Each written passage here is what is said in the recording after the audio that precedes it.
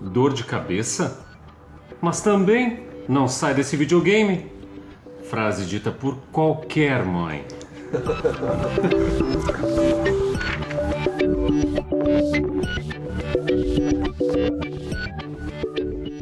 Este podcast faz parte da podcast.com.br.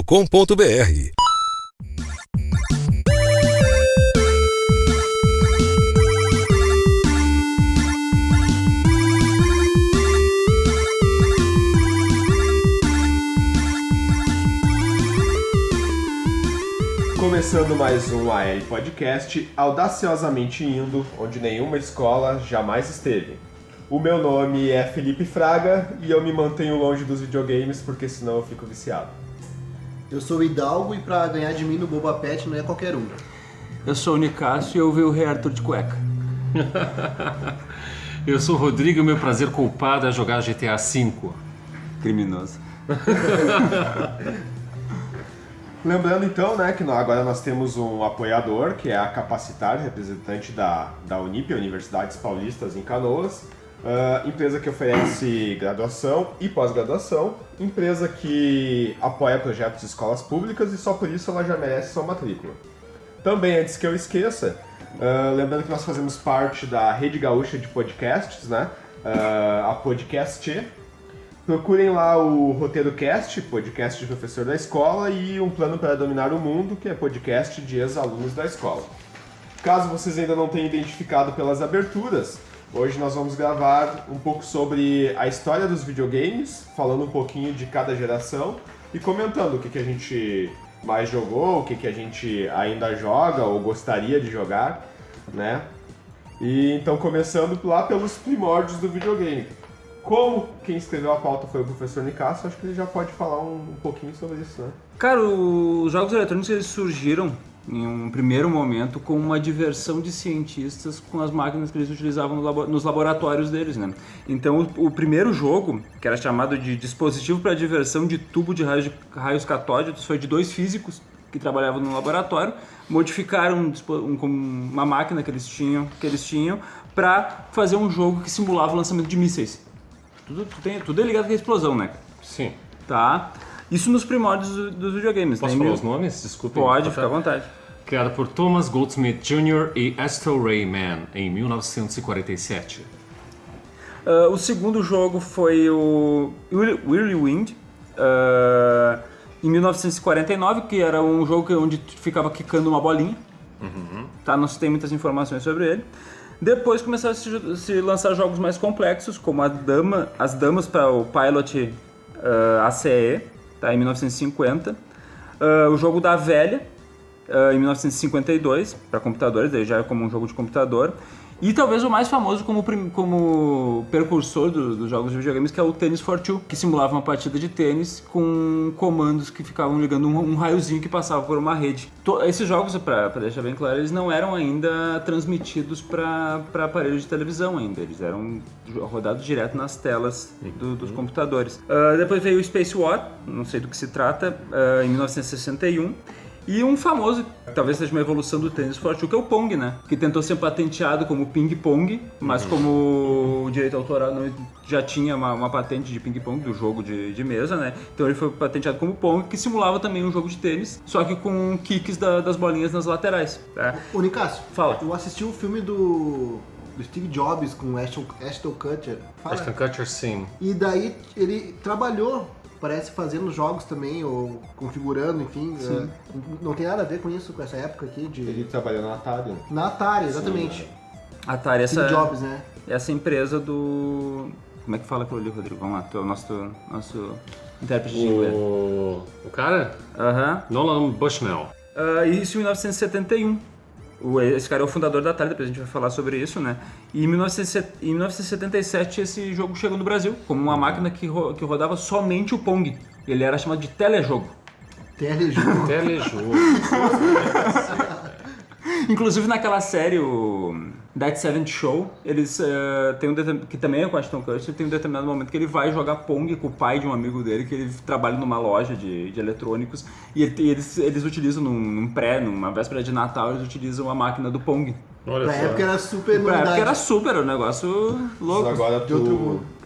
citou um jogo ali que é o Space War, tu disse que não Eu sabe não do que sei do que se né? trata. Eu sei e até eu explico por quê, porque o meu trabalho de conclusão na graduação, ele foi sobre narrativas nos jogos eletrônicos, né? Eu fiz toda uma construção também de games na época, assim, e como eu não encontrei bibliografia em português, eu utilizei um documentário que o nome é A Era do Videogame, do Discovery Channel. E daí esse documentário, ele retoma toda essa trajetória do videogame, assim, e daí então ele fala isso sobre... Aqui tu já fala sobre esse tubo de raios catódicos, né? E o fato de que não era em TVs ainda porque eles utilizavam um aparelho que o nome era osciloscópio. Isso. Esse aparelho, na verdade, ele era um radar, né? Era aquele com uma telinha ovalada, né? Isso. E daí, então, ele mostrava o que era do radar, né? Então foi criado esse tênis para dois ali do William Wigbottom, e ele até aparece nesse documentário como criador, né? E esse Space War foi ele também que criou a partir do tênis para dois. O que consistia? Na tela ele fazia algumas luzes caindo, assim, ele era quase como o Space Invaders, assim, digamos que o início do Space Invaders. Então eram umas luzes caindo e uma luz embaixo que meio que atirava nas outras luzes, assim, né? Então esse que era o Space War, né? Até eu acho que isso não consta na pauta, que o Pong ali do Nolan Bushnell, na verdade, ele é um plágio praticamente, né? Um plágio do Tennis Fortune. Isso, tênis, porque o que aconteceu? Aqui não tem o nome do criador que criou, que tu até colocou aqui, que a gente vai entrar depois da curiosidade, no Magnavox Odyssey de 72. Foi o primeiro videogame que trouxe o Pong, né? E o Nolan, na Atari, ele plagiou. Ele pegou pra ele, até rolou processo e tudo, ele teve que pagar a indenização depois do criador do Magnavox Odyssey, né? Mas eu já tô pulando pauta aqui porque o próprio Nicasso escreveu uma curiosidade aí, né?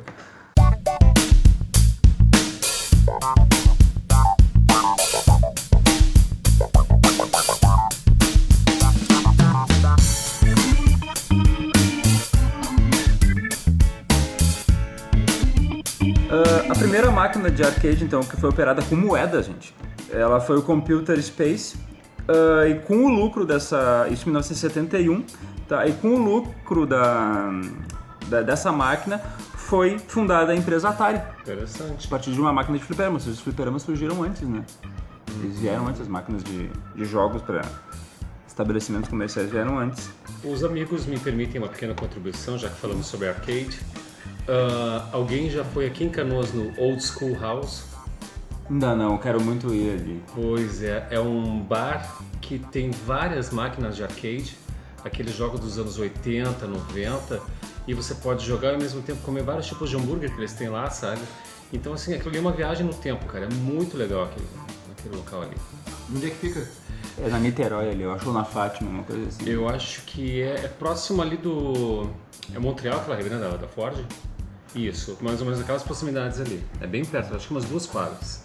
É muito legal, Old School House, quando puderem, dê uma conferida.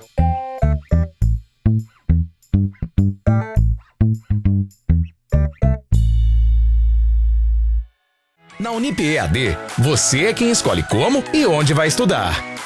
Cursos à distância que se encaixam na sua vida e no seu bolso. Você pode estar em qualquer lugar e a Unip está com você. Qualidade de ensino e cursos reconhecidos pelo MEC, com professores online 24 horas.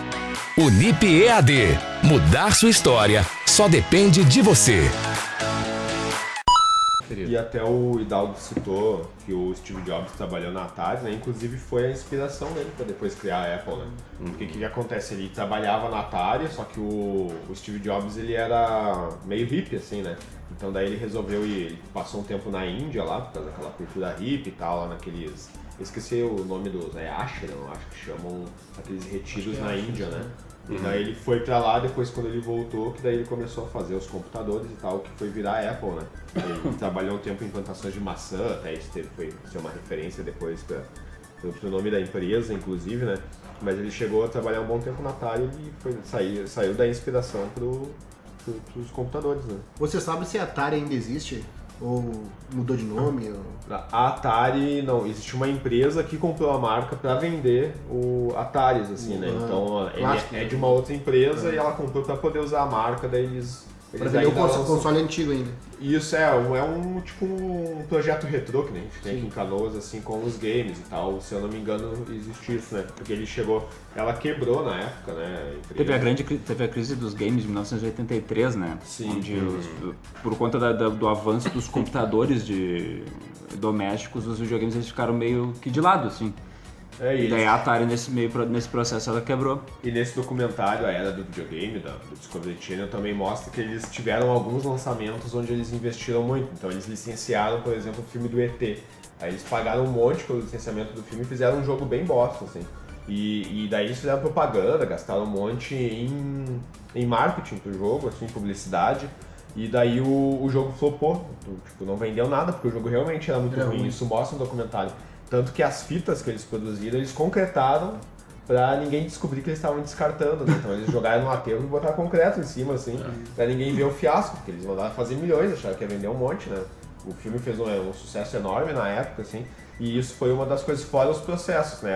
A empresa, com esse negócio do Pong, eles perderam bastante dinheiro em indenização pro dono do Magnavox Odyssey, né? Por causa de, entre outros, porque o Nolan Bushnell era um cara bem difícil de lidar, assim, também, Sim. né? Outra coisa que é interessante, a gente vai entrar na primeira geração, aqui são arcades, né? Não, ainda já são videogames caseiros. Já são a primeira Aqui já são a primeira de videogames caseiros. Legal. Então eu acho que o que não citou aqui, isso já nos arcades, né? Então teve a gente vai considerar depois tu vai falar sobre o Mario ali e tal, ele tem uma versão de arcade antes e tal, né? Mas tem uma versão aqui só para arcades ou eu posso continuar falando? Pode continuar falando. Quando foi lançado o Space Invaders, era um...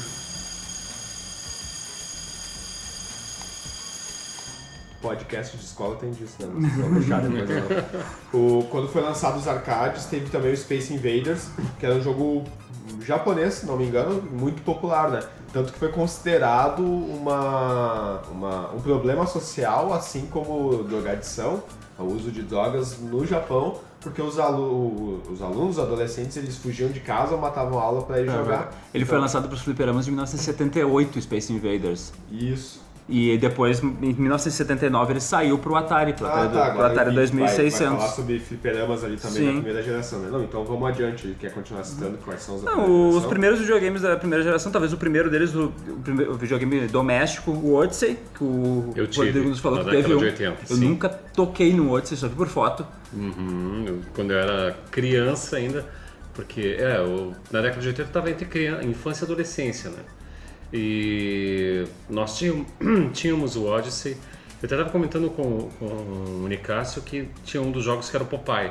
E era muito engraçado porque tinha uma manchinha branca que era Popeye, uma mancha verde grande que era o Brutus e uma mancha rosa que era a Olivia, porque você não tinha a definição que você tem hoje. Então era muito, muito engraçado, mas era bem legal, assim.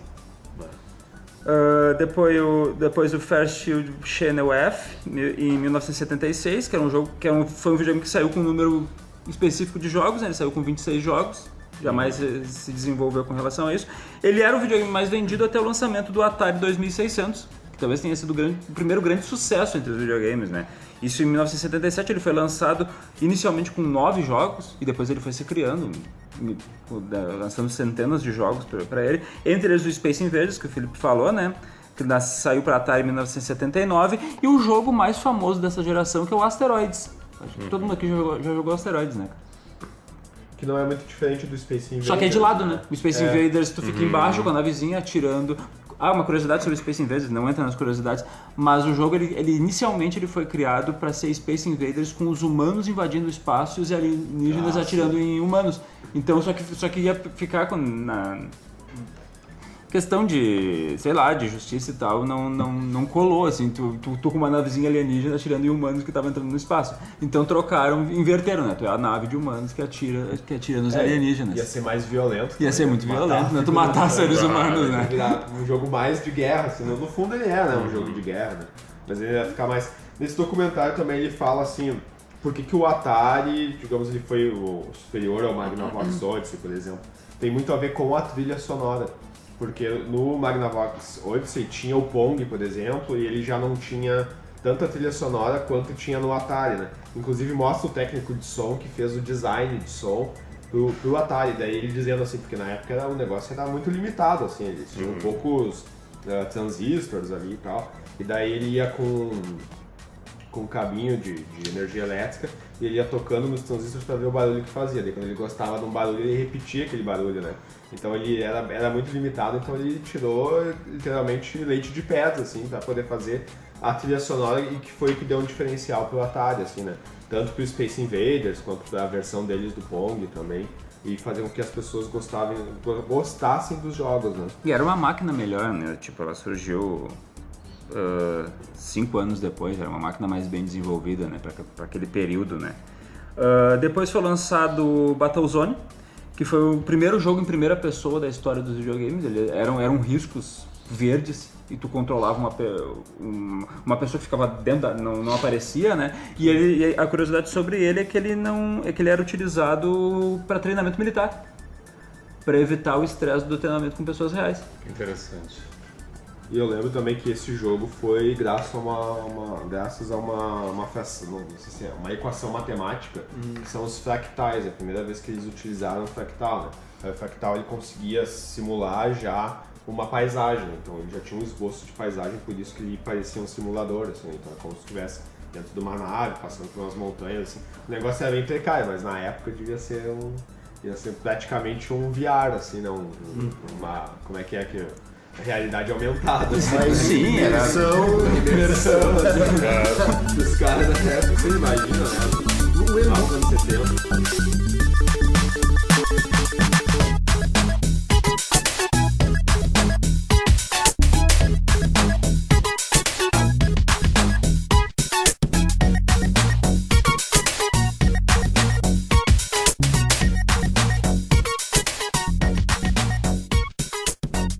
O jogo Enduro é dessa época? O Enduro é dessa época, ele é de meados dos anos 80, ele desse jogo eu me já lembro. passa dessa... Eu joguei esse jogo. desse joguei também. período. O Enduro, o River Raid, lembra do aviãozinho que tu precisava ficar abastecendo ele, senão tu caía?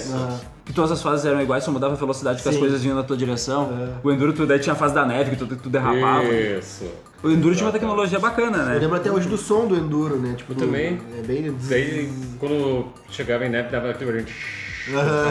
E uma coisa bacana sobre esse período, principalmente dos videogames, é a questão histórica de que o que possibilitou a criação dessas máquinas foi o avanço tecnológico da Guerra Fria, né? Tanto que nós tivemos aqui, em 1984, já pulando um que depois eu vou falar em separado, o Tetris, o primeiro jogo soviético.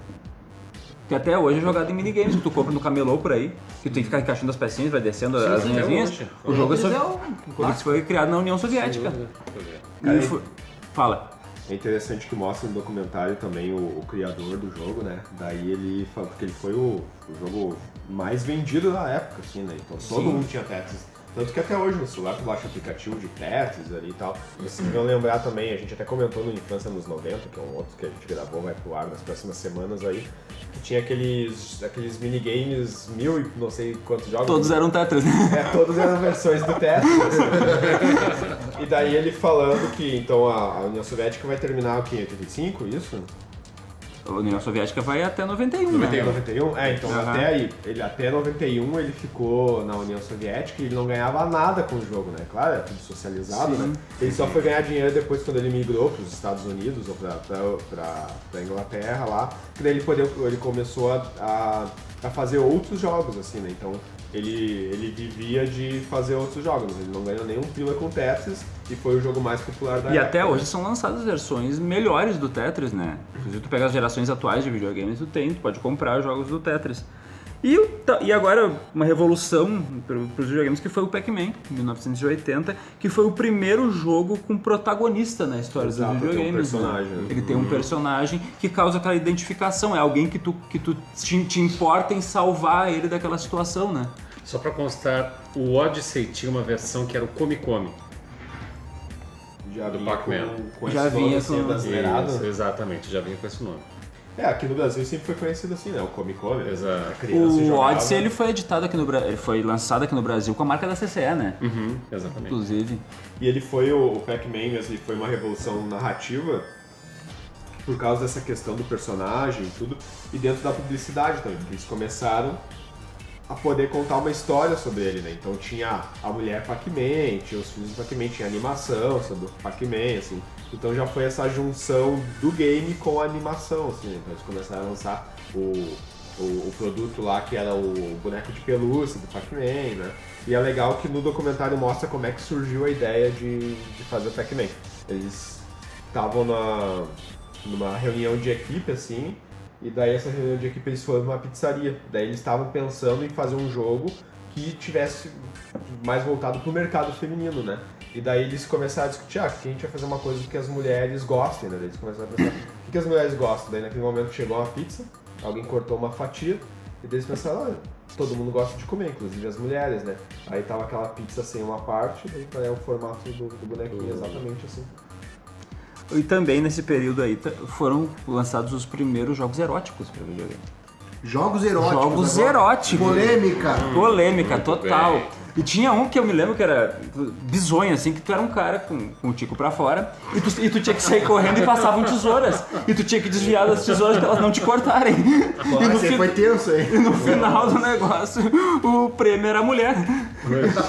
Um jogo bizonho. Tosco, cara. Esse era o Suit Larry, se eu não me engano. Isso. Esse jogo do Suit Larry, ele... Tipo, tu ia em várias casas de prostíbulo. Né? Aí então tu tinha que fazer alguns movimentos. Tipo, tu ia lá e pegava a bebida e levava pra mulher, assim, tentando convencer dela. Às vezes ela te dava um chute na bunda e tu não conseguia, né? Sim. Daí se tu fosse bastante insistente, assim, até tu conseguia lá e transar com uma delas, assim, sabe? Então já era a primeira versão. Eu acho até que demorou muito pra usar esse tipo de coisa. O jogo do Larry, ele é lançado até hoje para as gerações. É outro jogo que continua. Já tem outras versões, assim, né? E ele era baixinho, gordinho, assim. Ele era esquisitão, um cara feio, né? Esquisitão, assim. Então, porque o público que se interessava por tecnologia e por consequência por jogos, né? Esse jogo, então, ele foi bem popular já pra PCs, né? Começaram a surgir os PCs Sim. e tal. Então, pra se utilizar em PCs, né? A gente vai entrar na segunda geração, então... Segunda geração começou a luta no mercado dos games, né? Passou a crise, né? Teve um momento da crise de 1983 que as fitas de videogame elas eram tão desvalorizadas que o preço delas caiu a $1. Isso eu vi numa apresentação de alunos essa semana, vou até dar crédito para eles, esqueci o nome dos alunos, mas enfim.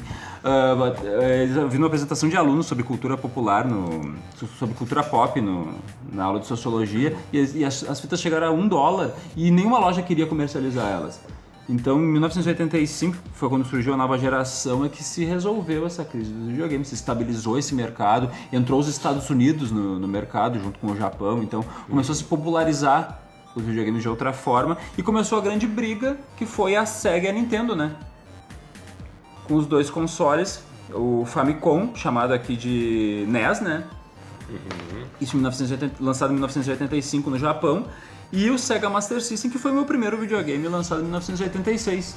O Sega é o do Sonic? O Sega do Sonic. Certo. Sega Master System. Outra, aí já trazendo uma curiosidade que eu lembro do documentário também, que no Japão então ele tinha esse nome de Famicom, que seria computador para a família. Sim. Né? Por isso que era essa sigla.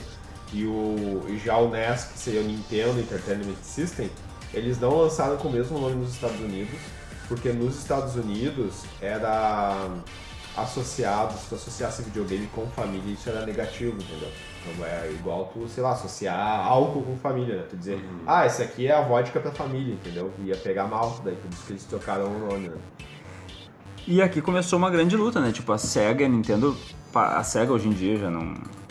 Ela já não tá no mercado dos consoles, né? Mas a briga foi muito, muito intensa pelo mercado de videogames, né? A Nintendo com um crivo maior para lançar os jogos, né? Procurando com uma censura maior na hora de lançar os jogos, né? Evitar sangue, principalmente na próxima geração. E a Sega sempre mais liberal com relação a isso, né? Mas eles disputaram o mercado, tanto que a próxima geração vai continuar sendo uma disputa entre eles, tanto que as duas máquinas da próxima geração vão engolir os concorrentes, né? Que é a terceira geração dos videogames. Para especificar, tá? A gente fala sobre o número de bits do processador desses videogames, é assim que eram chamadas essas gerações, né? A segunda geração é a geração 8 bits, tá? A terceira geração vai ser chamada de geração 16 bits, por mais que o Neo Geo fosse um videogame de 24 bits, tá? Esse TurboGrafx aqui da 16 foi o primeiro videogame de 16 bits e também o primeiro console a ter um drive de CD. Não bombou. Não pegou, não. Não pegou. Foi Isso porque provavelmente na época encarecia muito o aparelho. E eu acho que a tecnologia não comportava ainda não era o suficiente para um jogo rodado numa mídia em disco, né? Até porque o CD, quando foi lançado, assim, era uma mega tecnologia. Claro, Cara, substituindo a fita cassete ali. Teve antes disso, falando sobre o CD, teve o Laserdisc também, que era um disco do tamanho de um vinil, assim, só que era um CD, assim, gigante, né? E era bem menos, quanto é que o CD era 4,99 megabytes, se não me engano, né?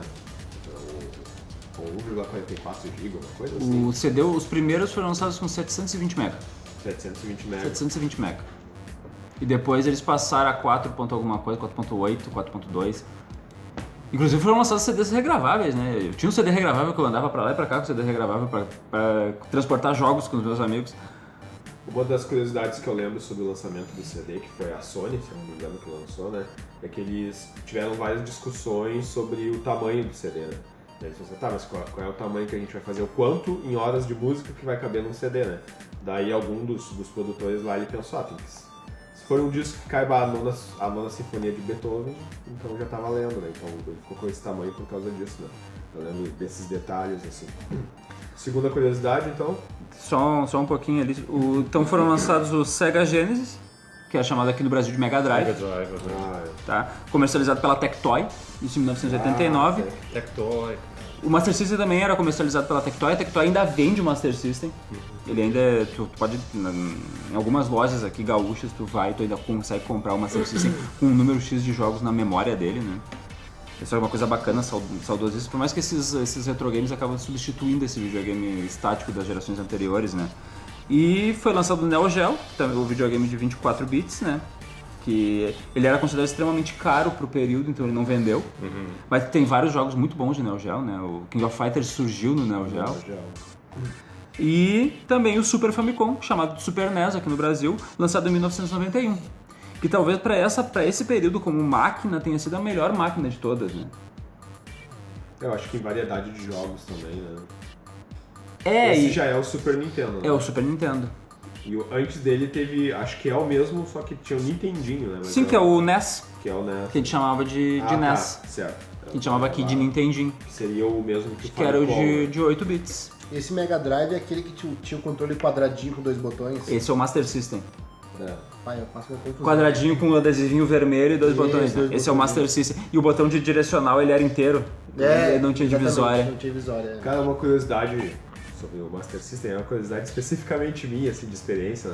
Na época da faculdade eu comecei a procurar jogos que tivessem a ver com narrativas brasileiras, né? Porque eu fazia letras de língua portuguesa, né?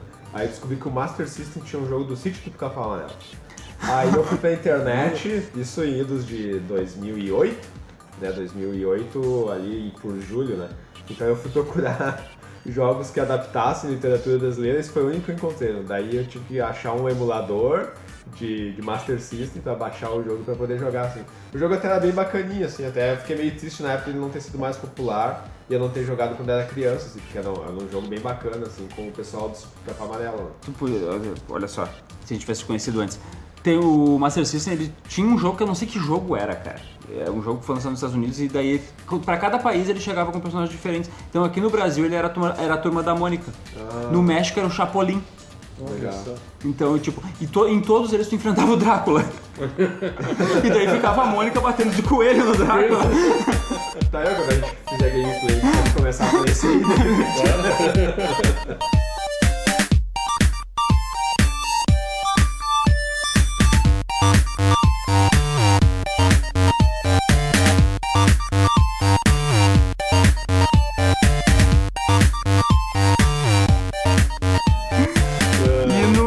Foi lançado o jogo que tem a ver com a minha frase de entrada, que é o Rei Arthur de cueca, né? Eu não sei se vocês já jogaram Ghosts and Goblins ou Ghosts and Ghosts. Eu só vi vídeos, nunca joguei. Tu era o Rei Arthur e tu tinha que salvar lá a Guinevere, é o nome da... Guinevere. É, Guinevere. Guinevere. Ou Guinevere.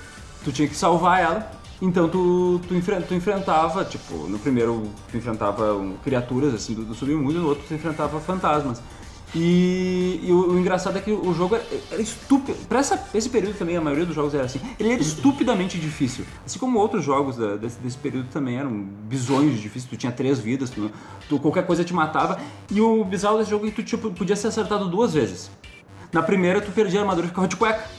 E tu continuava pela fase de cueca. Não podia só perder, tinha que ser humilhado. Tinha que ser humilhado. Se tu era acertado, tu ficava de cueca. E na segunda, tu morria. De cueca. E o que era mais bizarro do jogo, ainda pra piorar a tua situação, é que tu descobria que quando tu chegava no final, tinha uma maldição que te fazia reiniciar o jogo. Ou seja, tu tinha que terminar ele 2 vezes pra terminar. Era horrível. E nessa terceira geração também, o jogo pra Super Nintendo, não sei se vocês já jogaram Battletoads. Ah, sim, muito bom. Battletoads é muito bom, mas ele é torturante. Tem aquela fase do jet ski. Tu se lembra disso? Sim. A fase de jet ski é a única fase que tu joga com um companheiro e é pior jogar com ele. Porque vocês podem se acertar e vocês ficam caindo da porra do jet ski. Tá, acho que eu lembro. É horrível, tu joga com... São sapos. Isso. E é a mesma, eu não lembro qual é a produtora desse do Battletoads, que eles tinham outros jogos também. Acho que é Konami. É Konami, é Contra também, né? É, o Contra também é deles, daí o Contra, a primeira versão, é da mesma sistemática de jogo, só mudava que é uns caras com metralhadora, assim, o Battletoads era de luta, né? E o Contra também era estupidamente difícil, né? Ah, sim. E depois o Contra ele se transformou, porque ele virou um jogo daí de câmera aérea, assim, né? Mas no início ele era a mesma sistemática, assim, ele só tocava um sapinho e botava os soldados ali. E o Contra era pior porque tu morria com um tiro, né? Ah, sim. Terrível. E o Battletoads ele já tinha pro Mega Drive antes, né? Ele já existia no Mega Drive depois que ele foi pro Super Nintendo, né? Eu lembro de jogar ele, mano. E o Battletoads, daí no Super Nintendo era chamado de Super Battletoads, uma coisa desse tipo, né? Porque eles botavam Super em tudo, É, né? eles botavam Super em tudo, né? Era o Mario que virou Super Mario e tudo, né? E segunda curiosidade, então? Vamos lá.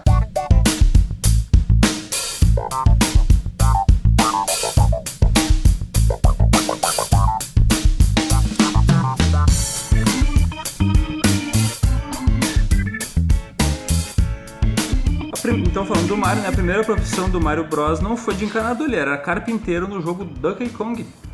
Naquela época ele se chamava Jumpman. Vocês já jogaram esse jogo?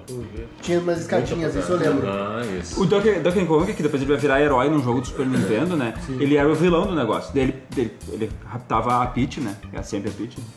Acho que o Mario ele perde a Peach em todo. A Peach é a pessoa mais raptável do mundo. Então ele raptava a Peach e ficava do topo de uma escada. E ficava tocando barris. E daí o Mario tinha que subir. Eu lembro disso. É um jogo legal, bacana. Sim, pra época, né? Sim. Uma das curiosidades que eu lembro disso é que o Mario, né, já nessa época, ele já tinha um bigode, né? Então mesmo quando ele não era encanador, ele era um carpinteiro, né? Carpinteiro. De bigode. Ele só tinha bigode porque na época não existia pixel suficiente pra fazer a boca. Né? Daí o cara botou um bigode que não tinha como fazer boca. E ele usava chapéu pelo mesmo motivo, porque não dava pra fazer o cabelo com o gráfico do jogo. E depois ainda teve um filme tenebroso com o Bob Hoskins, né? O filme do... tem que fazer o primeiro... Eu quero fazer alguns parênteses agora, quando chegou nessa curiosidade, né? O primeiro é esse, né, cara? Que filme bem ruim. Como é que é o nome do ator que fazia o Luigi? Ah, o Luigi eu não lembro. É o... Aquele, até no primeiro podcast eu falei que ele tinha um stand-up. Não foi no que a gente gravou com o pessoal da LP da Depressão. John Leguizamo. Esse mesmo. Nossa, cara, o que ele tem a ver com o Luigi? É tudo errado naquele filme, né, cara? Nada legal. Que filme é horroroso, né? Até eu lembro que a gente, sei lá que idade a gente tinha quando foi lançado esse filme deve ser de 90 e pouco, né? 90 e pouco. Mas até a primeira vez que eu vi eu gostei, era uma criança, né? Ou pré-adolescente, sei lá, né? Mas olhando hoje, meu Deus, tá tudo errado naquele filme.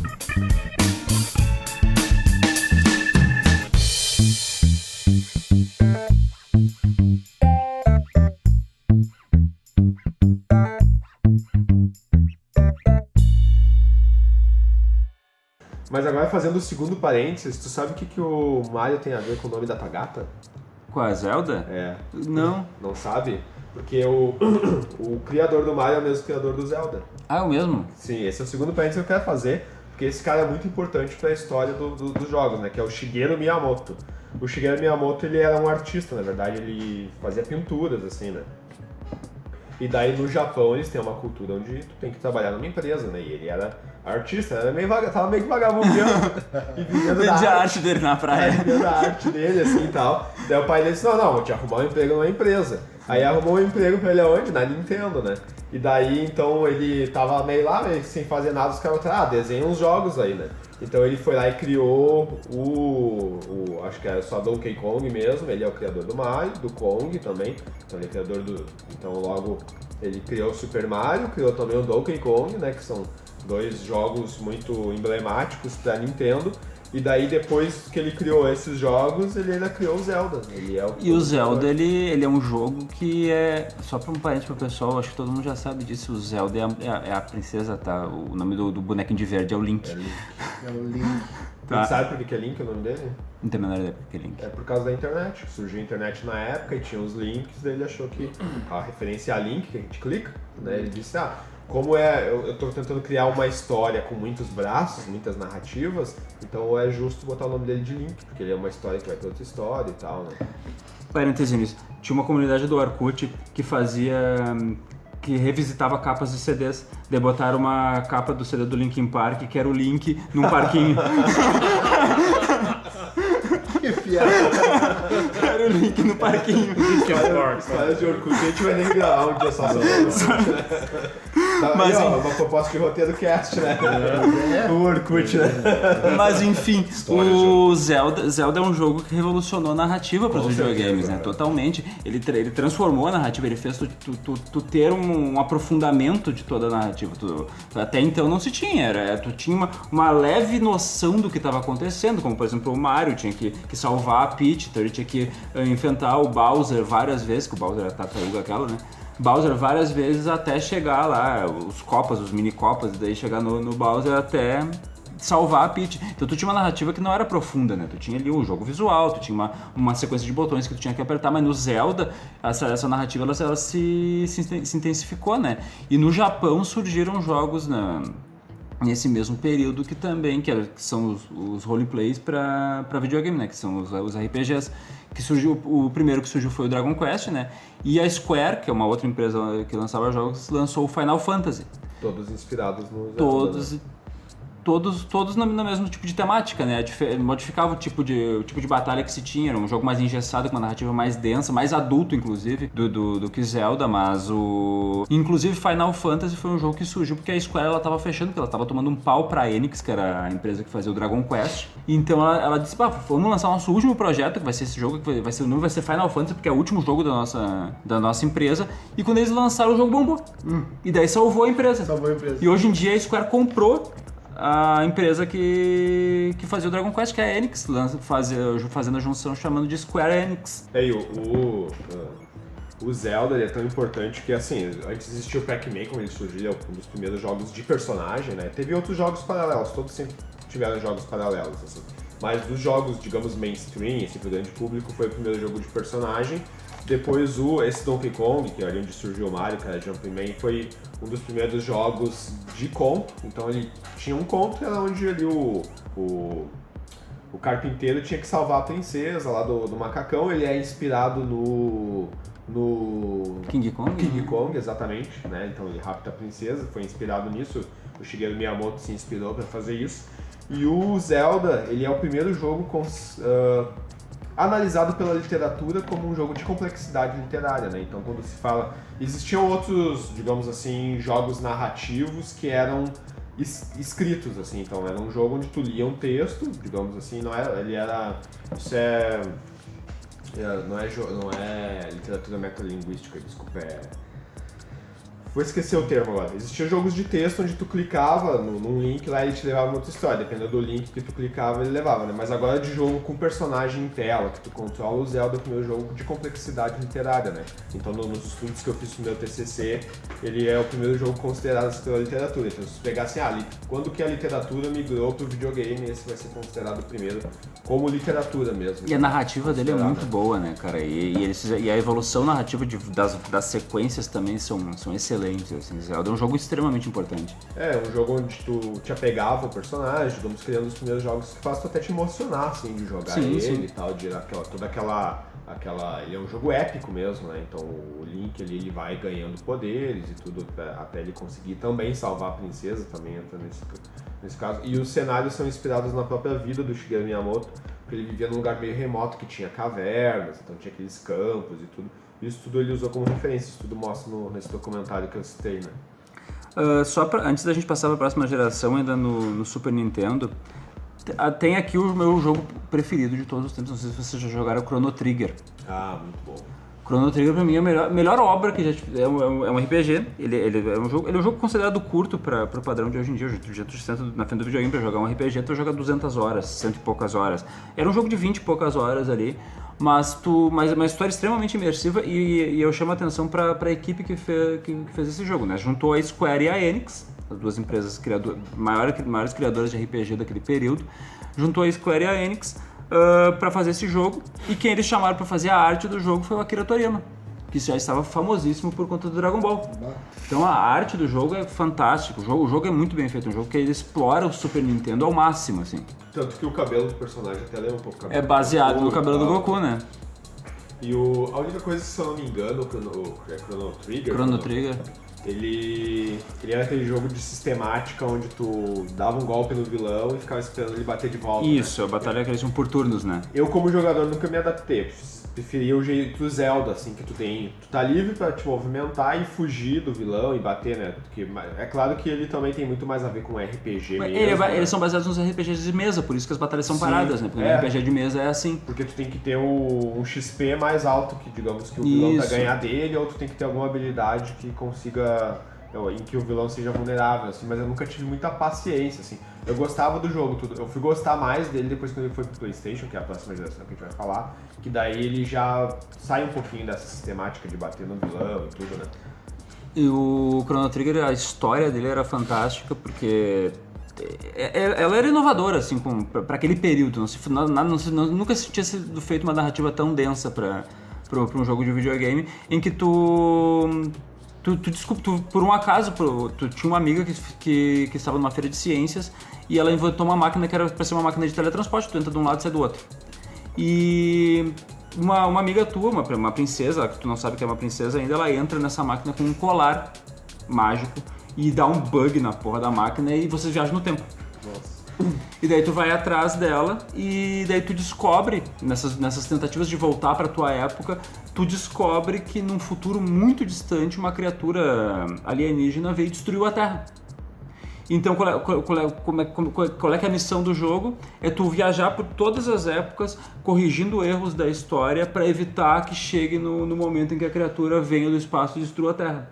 Então tu tem que viajar, por isso que é Crono, por causa do titã do tempo, da mitologia grega, né, o Cronos. Mas na tua experiência com esse jogo, tu já entendia bem inglês? Já na época tu já entendia o jogo? Cara, eu patinava muito nos jogos. Normalmente, o que se tinha nessa época? Tu tinha revistas. Então as revistas traziam uma historinha pra ti. Então eu aprendi inglês jogando videogame, eu nunca estudei inglês, então o inglês que eu sei é baseado no que eu joguei, então eu sei fazer leituras e tal por conta disso. Mas então eu patinava bastante, então eu comprava a revistinha, eu lia a historinha que tava ali, a revistinha me ajudava a entender qual é que eram aquelas palavras, ele vinha com os detonados ali da história. Eu ainda era muito criança nessa época, eu devia ter 12 anos quando eu comecei a jogar RPGs, então eu fui me adaptando, então eu revisitei esses jogos mais pra frente já com o inglês mais aprimorado, conseguindo entender melhor as histórias, né? Isso já é uma experiência legal, né? Provavelmente quem tá nos ouvindo, eles até devem ter tido um pouco de contato com isso, apesar de que isso mudou pro YouTube hoje, né? Que a gente comprava as revistas com detonado, até porque os jogos eram muito difíceis, né? Às vezes a gente chegava num ponto ali que a gente não conseguia passar, né? E acontecia muito nessa época, a gente locava os cartuchos e daí a gente tinha um final de semana pra ficar, né? A gente ia pra fila da locadora, eu lembro que eu saía da escola e daí tu chegava na fila da locadora. Se tu chegava atrasado, se era muito longe da tua escola locadora, tu só ficava com a reba, né? Sim. Só aquele jogo merda, daí tu tinha que levar pra casa o jogo do Scooby-Doo. Ou não pegava lançamento, assim, né? Então, às vezes, sei lá, tu tinha que locar a fita umas 10 vezes pra conseguir finalizar o jogo, assim, né? E tu tinha um final de semana pra jogar um jogo de 20 horas, um jogo de 30 horas, então era complicado, principalmente quando na geração ali... O Super Nintendo não passava por isso porque ele foi o primeiro videogame que ele tinha uma pilha dentro da fita e essa pilha salvava o jogo, né? Podia continuar no outro dia. Mas na geração anterior do Master System, tu tinha que deixar o videogame ligado, dormir, acordar no outro dia e continuar. Aquilo era bizonho, assim. Nessa época, assim, tinha coisas do tipo, tu tava na escola e tu tinha descoberto, tu ouvia que alguém tinha passado tal fase de tal jogo, Na escola. Ontem eu tava lá na locadora tal, que tinha as locadoras que tu pagava por hora pra jogar, né? Play 1, enfim. Geralmente isso acontecia mais com Nintendo e Play, né? Começou com o Super Nintendo, Super né? Nintendo. E daí, pô, sério que o cara passou assim? Eu tava lá ontem, ele passou aquela fase... O cara virava o rei do bagulho, né? Bah, e que muita coisa não tinha password, né? Que nem tu falou, naquela época, anos 90, era tudo revista. Daí lá, tanto pra, tipo, anime, a revista Herói, tinha a revista Manchete, que era de... Então era tudo revista, tipo, revista Gamers, que era pra que tinha os password e tal. E quando a gente não tinha os jogos, ou melhor, quando o jogo não aceitava o password, cara, tinha que ser na raça. Tinha que estar lá e virar uma lenda. O cara tal conseguiu passar tal fase. E hoje em dia sai um jogo, antes de sair o jogo já tem uma gameplay completa no YouTube, aí na Twitch TV, do cara virando tudo. Os jogos na atual geração eles estão menos desafiadores, né? Assim, às vezes eles te massacram na jogabilidade, mas tu tem várias chances de tentar passar, né? Nesses jogos, tu vai jogar aquele Alex Kidd que vem na memória do Master System, cara. Tu morria as 3 vezes, cara, acabou. Tu voltava e começava na primeira fase, era horrível. Era bizonho, assim, o jogo ele te massacra, tu saía irritado do negócio, assim. O Aladdin mesmo, pra finalizar o Aladdin não era assim. Nas fases finais já era um pouquinho mais difícil, né? Aliás, Aladdin era um jogo massa, né? Muito bom. Muito bom. E você lembra que tinha diferenças entre o Aladdin, né? Como o Mega Drive ele tinha um crivo menor pra lançar os jogos, o Aladdin usava uma espada do Mega Drive. E do Super Nintendo, como tinha um problema com a questão da violência, porque era uma máquina feita pra crianças, em vez de usar a espada, ele atirava maçãs nos inimigos. O primeiro Aladdin que tu falou do Mega Drive, ele lembrava muito o Alibaba, assim, né? Que tinha espada e tal. Ele me lembrava o Prince of Persia, o primeiro Prince of Persia também. que foi lançado para computador, que era um jogo extremamente difícil, né? E o Prince of Persia ele tem uma curiosidade que o cara fez o cara que programou o Prince of Persia, ele fez utilizando sensores para filmar o irmão dele correndo, para simular os movimentos corporais. Então ele conseguiu recriar os movimentos corporais. Se for jogar o primeiro Prince of Persia lá da década de 80, ele tem movimentos corporais muito bacanas, assim. É legal que mesmo ele sendo muito pixelizado, assim, quando ele cai dá pra sentir o peso dele caindo. Isso, assim, é pra tu né? perceber Isso que ele se interessante. machucou ali, assim. E até a forma que ele movimenta os braços pra dar os saltos e tal, é muito bacana, assim. Mas passando pra 4ª geração, então... E só, antes da gente ir pra 4ª geração, Essa geração terceira é muito boa, né? Agora o Super Nintendo, cara, que a gente... Até não dá pra dizer perdeu, né? Mas que a gente passou numa fase da vida jogando esse troço, né, cara? Se for ver, sei lá, se for em horas, assim, meu Deus, né, cara? Super Mario, então, que eu joguei Super Mario, né, cara? E era um jogo incrível mesmo, assim, né? Sim, era fantástico. Era um jogo, assim, que tu ficava horas, assim, eram vários mundos, e mundo aquático, e tinha capinha, e tinha... O Mario era uma coisa à parte, os jogos. Tinha 100 fases o Mario, né? Primeiro é um jogo extenso pra um jogo em plataforma, né? Pra uma aventura. E daí tu pegava o Mario lá do Nintendinho e tudo. Nessa época também a gente começou a ter contato com o PC, daí tinha o Mario pra PC, que era uma versão simplificada, assim, também, até depois ter o Super Mario pra PC, né?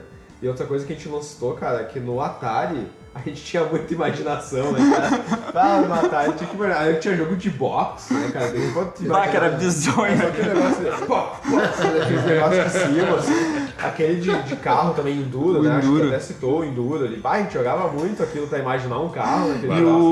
Era o carro parado e o cenário que se movia. As linhazinhas do lado se mexiam, né? E vinha os carros na tua direção. Né, com os aviões, avião paradinho assim. Também, a mesma coisa, né? E vocês já jogaram o jogo do Jason que tinha pro coisa, que tu tinha que evitar que ele entrasse na casa? Tu controlava só uma guria que tava dentro da casa, só uma adolescente tava dentro da casa sozinha. Ele pegava e cortava a cabeça dela. Era violento pra caramba, né? E jorrava sangue assim na cabeça dela. Tinha um outro que era um de polícia e ladrão também, que eu lembro. Que tu entrava no supermercado e tu era o ladrão, não era? E tu tinha que ficar desviando dos carrinhos do supermercado. Isso, e da polícia, né? Tipo, a polícia vinha atrás de ti, daí tinha uma... Eu acho que na verdade era um shopping porque tinha escada rolante. Era um shopping? Ah, tá, me lembrei desse jogo agora. Você tinha escada rolante e tal. Entrava na portinha. Te ensinando a ser ladrão. E tinha o Pitfall aquele. Pitfall que tu... Isso era muito bom. Pitfall era muito bom, que tu pulava e caía na boca do jacaré. Isso. Esse era muito bom, você também tinha que ter muita imaginação, né? Aí depois eles fizeram uma versão pro Super Nintendo, assim, que daí já é bem mais desenhado, assim, lembrava até um pouco o Aladdin, assim, até ele atirava um negócio. Era bem bacana, cara, foi uma fase muito boa, assim, né? Eu era muito viciado. Até essa geração do 16 bits era muito foda, assim, né? Eu acho que é uma das melhores fases, assim, depois começou com a próxima geração, vai começar a ficar, os jogos começam a ficar um pouco mais complexos e os consoles até mais caros, assim, eu acredito que o poder aquisitivo, assim, mais... Eu vi uma... Até devia ter trazido, assim, eu vi uma tabela de tradução adaptação dos preços pela valorização da moeda pro período, né? E o Super Nintendo ainda foi uma das máquinas mais caras que já teve. Da época. Tanto eu tive um Super Nintendo de, sei lá, quinta mão, assim, passou de um carro. Eu tive Mega Drive, né? Eu não tinha Super Nintendo, meus pais não tinham condições de comprar um Super Nintendo pra mim, então eu jogava Super Nintendo na casa dos amigos, assim. E eu fui ter Super Nintendo quando eu já tinha o PlayStation, assim, né? Assim, tinha sido lançado, mas já tinha, assim, né? Super Nintendo só em locadora. Na época de que Street Fighter e Mortal Kombat tava em alta, assim, e foi daí que eu comecei a gostar de jogo de luta, né? E locadora, porque quase ninguém tinha, né? E o Street Fighter 2 do Super Nintendo era muito bom, né, cara? Bom. Que depois jogo saiu incrível Mortal, aquele. né? Muito bom. Killer também, Killer Instinct. Killer Instinct. Aquele Instinct era foda, né? Muito legal. Jogos muito legais. E o Mortal Kombat ele saiu no Super Nintendo com sangue verde, né? Era no Mega Drive que ele tinha sangue vermelho. Não me lembro disso. A primeira versão. Era com sangue verde, porque não podia ter sangue, porque o videogame era feito pra... Depois ele foi ter versões com sangue vermelho, né? Mas a Nintendo, até hoje a Nintendo ela tem uma restrição forte com o lançamento dos jogos dela, né? Tanto que ela não é mais tão forte no mercado internacional, assim, ela fica mais restrita ao Japão. Só faz Pokémon e Mario, o que tu quer? Enche o saco também. Eles fazem Zelda todo ano e os Zeldas ficam muito bons. Que eles têm aficionados, né? Tem gente que compra todos, assim, e só joga Nintendo. Assim, mas é muito nicho, é só pra asiático esse negócio. bem Sim, nichado. pra tu ter uma ideia, os jogos da Nintendo, pra esse período, vinham pra cá com dificuldade reduzida. Porque os ocidentais têm menos capacidade de passar as fases dos jogos do que os orientais. Cara, eu preciso humilhar também, né? Mas, por exemplo, o Dragon Quest que eu já falei, ele era um jogo que ele não era lançado no Japão, em Tóquio, em dia letivo. Porque as crianças, o índice de criança matando aula para ficar na frente da loja para comprar o jogo era muito alto. Então eles lançavam em dias que não tinha aula, para evitar que as crianças cabulassem a escola. Sobre essa capacidade reduzida, pelo menos que é só capacidade, né? Lá é outras coisas, né? E antes da gente passar para a próxima geração também, nesse documentário teve uma questão dos videogames, assim, porque nos Estados Unidos começou a se questionar o quanto, já nessa época de discussão, de o quanto o videogame influenciava na violência, né? Comportamentos violentos. Né? Principalmente porque aconteceu o Columbine, né, lá no 91, né? Aquele massacre na escola lá. E um dos jogos que eles disseram que eles jogavam muito para se preparar para aquilo foi o Doom, né? Que saiu... Primeiro foi o Wolfenstein, né? 3D, que eles chamavam. Foi um jogo que na época eles lançaram acho que pra PC e pro Nintendinho. E depois saiu o Doom no Super Nintendo, assim, que foi um dos primeiros jogos em primeira pessoa, assim, de... Como é que se diz quando... É o FPS que eles chamam, né? FPS, isso aqui é First Person. First Person Shooter. Isso, de tiro em primeira pessoa, em que aparecia a arma, assim, tudo era O Doom foi o primeiro jogo? Assim, né? Não sei se foi o primeiro, mas porque tinha outros jogos em primeira pessoa em que aparecia a arma, e inclusive um jogo medieval que eu esqueci o nome. Mas o Doom ele evoluiu muito a tecnologia, né? Tanto que tinha que preparar a máquina especificamente para ele rodar no período. Uma evolução tecnológica muito grande.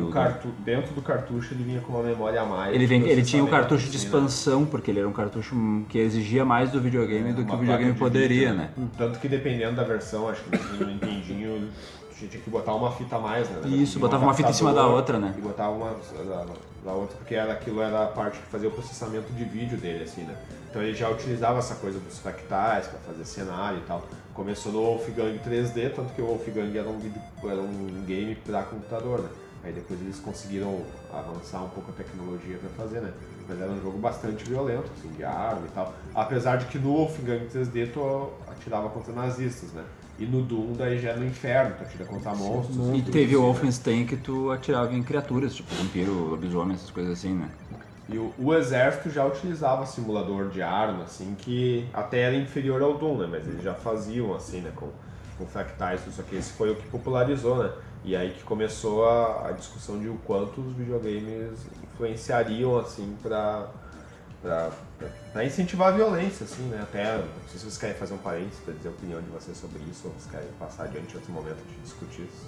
Cara, eu acho que... cara, eu não consigo enxergar dessa forma, assim, sabe? Eu acho que vai depender da cabeça de cada um, assim.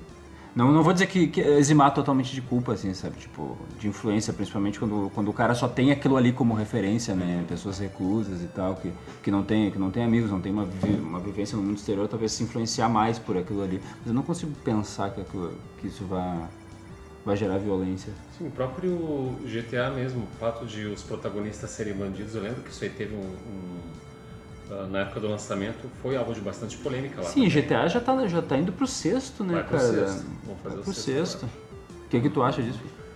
Cara, assim, se tu é uma pessoa, digamos, pacífica, um jogo desse, um videogame, ele não vai te transformar num cara violento, assim, né? Mas agora, se tu for uma pessoa com tendências, então tu pode ler um livro de terror e querer fazer aquilo, vai te incentivar, né? De algum filme. Só que o fato do jogo ser um pouco mais realista, assim, eu acredito que ele vai incentivar um pouco mais, né? Então entra naquela coisa, assim, de que tem que ter supervisão, né? A gente não vai deixar, principalmente pessoas menores de idade, jogando um jogo desse. Sim, os jogos eles têm categoria indicativa, né, cara? Assim, então tu precisa respeitar essa categoria indicativa. E os anos 90 ele passou em branco com relação a isso daí, né, cara? Tanto no cinema quanto nos jogos eletrônicos. Não se respeitava, cara. O pai comprava Mortal Kombat pra criança de 10 anos. O pai comprava Doom pro guri de 10 anos, assim. É o jogo que tá escrito na caixa, tava escrito na caixinha dele que era pra 18. Então tu precisa ter essa noção assim do que tu vai comprar. E até eu vejo pessoas assim tem filhos de 12 anos, 13 anos que deixam jogar GTA, assim, sabe? E eu acho que é quase impossível tu proibir, entendeu? Dizer, não, o cara não vai jogar GTA porque ele tem 12, 13 anos. Só que eu acho que tem que se ter um olhar de que se daqui a pouco a criança, o pré-adolescente já tem um outro problema, se ele já tem tendências, digamos, mais a violência, a psicóticas, por exemplo, então aí sim tem que ter algum cuidado, né? Então tem que ter um acompanhamento, assim, porque se o teu filho já tem tendências psicóticas, então um jogo desse não vai fazer bem pra ele, ou ele vai ter que jogar menos horas, assim, entendeu? Ou daqui a pouco ele vai se relacionar com pessoas psicóticas e vai ser influenciado, né? Então eu acho que são vários fatores, ele não é assim, jogou videogame vai virar um assassino, não, mas se ele tiver tendências e tu deixar o videogame como babá, daqui a pouco uma coisa vai se somar a outra, assim. Mas o videogame como babá não vai funcionar pra ninguém, né, cara? Vai ser uma coisa que não vai ser benéfica pra ninguém, né? E o GTA também tem a parte da sexualização, né? Que tem ali a boate, tem você compra serviço de prostituta. Tu pode contratar prostitutas, os inclusive, protagonistas no jogo, se drogam, transam, tudo mais, sabe? Então isso é bem... O GTA é um simulador, quase um simulador de vida real ali, né? Exatamente. Dadas as proporções. Mas a gente vai chegar em GTA aqui, né? Indo pra quarta geração, então, né? A quarta geração começa com a SEGA, né? Tentando tomar a frente, depois da briga com a Nintendo. Lançando o Sega Saturn, que era um videogame que ele tem uma curiosidade sobre ele tinha 2 processadores. Se eu não me engano, ele tinha um processador de 24 e um processador de 8. E ainda era um videogame de cartucho ainda. E era um videogame, não, ele já era de CD. A SEGA ela começou com videogames de CD quando ela adaptou o Mega Drive pro Sega CD, que era um acessório que tu comprava, plugava no Mega Drive para rodar jogos em 3 dimensões. E o Sega Saturn, então, ele é a primeira máquina dessa geração, 1994. Ele era um videogame que, como eu falei, tinha 2 processadores, o que tornava extremamente difícil para os programadores fazerem jogos para ele. E nesse mesmo período a Nintendo estava acertada com os desenvolvedores do PlayStation para comprar o projeto. E ela decidiu de última hora não comprar o projeto o projeto PlayStation, que foi comprado pela Sony e lançado pela Sony em 1994. Só que a Sony ela não tinha a menor noção do que fazer com jogos eletrônicos, então ela permitia que todos os jogos possíveis, qualquer empresa que viesse, qualquer fundo de quintal que viesse lançar um jogo para aquele videogame era lançado. Então ela não tinha, ela não separava, ela não passava por um teste, filtro. Não tinha um filtro, não tinha um teste de qualidade, não tinha uma coisa. Então o PlayStation foi um videogame que eu adorei, eu joguei muitos anos, eu tive ele, eu ainda tenho o meu PlayStation em casa. Mas ele tem muito jogo merda, cara, é muito jogo tosco. É muito jogo assim ruim que tu pensa, como é que os caras lançaram esse negócio assim? Era bizonho o PlayStation. E 2 anos depois, em 1996, a Nintendo, numa tática péssima, uma estratégia péssima de mercado, ela resolveu insistir na tecnologia anterior, que era do cartucho, né? E lançou o Nintendo 64. Que para uns é um grande fiasco, para outros foi um videogame memorável, assim. Tem jogos que eu adoro, o GoldenEye é um jogo excelente, o Zelda do 64, o Ocarina of Time é um jogo excelente, mas era um videogame que com relação à tecnologia, ele, por mais que ele tivesse um processamento muito superior aos outros dois, né? Ele era de 64 bits, enquanto os outros dois eram de 32, né? Ele não tinha o suporte para CGI, que era o que alavancava os jogos, né, na época, os pequenos filmes que passavam entre as cenas, que tinha no PlayStation e tinha no Sega Saturn por conta da mídia em CD, né? E é interessante que nessa época ele ainda se sustentava, né? A gente falou, a Sony, ela não só permitia que outros criadores fizessem os jogos, como ela dava suporte, né? Então ela criou os primeiros jogos e ela fornecia o código para que outros programadores pudessem trabalhar em cima disso, né? E a Nintendo, ela não fornecia os códigos, né? Então ela tentava deixar aquilo era restritivo da meio Nintendo. reservado, então era só para as empresas parceiras. Então ela tinha outras empresas que produziam para elas, né? Já no Super Nintendo isso já mais ou menos tinha sido quebrado, né? Porque teve outras empresas que conseguiram lá copiar os códigos do cartucho e fazer outros jogos, por isso que a gente recebia jogos para Super Nintendo que eram de empresas nada a ver, mas que rodavam no Super Nintendo, Sim. né? Eles conseguiram A quebrar. pirataria do Super Nintendo foi muito forte, né? Fez bastante, só que daí era só cópia, né? Sim. Mas teve produção, né? Empresas que produziam um jogo do zero, porque eles conseguiram quebrar o código lá e analisar o código dos jogos e fazer com que o jogo rodasse no Super Nintendo, né? Então isso aconteceu bastante. Na Sony, então, ela já mais ou menos fornecia o código, então era bem mais barato Era para os livre, caras né? produzirem, né? E já no Nintendo 64, se for ver, não existe isso, né? No Nintendo 64 é código fechado mesmo, e era muito caro para outras empresas tentarem quebrar esse código. Então o que eles fizeram? Eles migraram tudo pro PlayStation. Foram produzir para lá, não fazia sentido eles investirem um monte para quebrar o código do Nintendo 64, e eles iam ter que investir muito também em design ali de jogos, porque como ele processava em 64 bits, então se você não desenhasse muito bem o jogo, ia ficar um jogo muito tosco, assim, o visual. Então eles já nem foram, tanto que pro Nintendo 64 é tudo nativo, é tudo na Nintendo ou empresas que eles licenciaram para produzir os jogos. Então são bem poucos jogos que existem. Nintendo 64. E só que a Nintendo ela errou nisso daí, mas ela tava nadando em dinheiro, né, cara? O Super Nintendo deu muita grana. Sim. E até o 64 vendeu bem. Assim, aqui que a gente pode comparar? A gente pode comparar com o PC e o Apple, por exemplo, né? O PC, ele era uma tecnologia aberta, né? Assim como o Windows também. Então o Windows, ele deixava que outras empresas produzissem programas para o Windows, assim, né? E ele usou o PC, que o PC era da IBM, primeiramente, depois outras empresas também fizeram, né?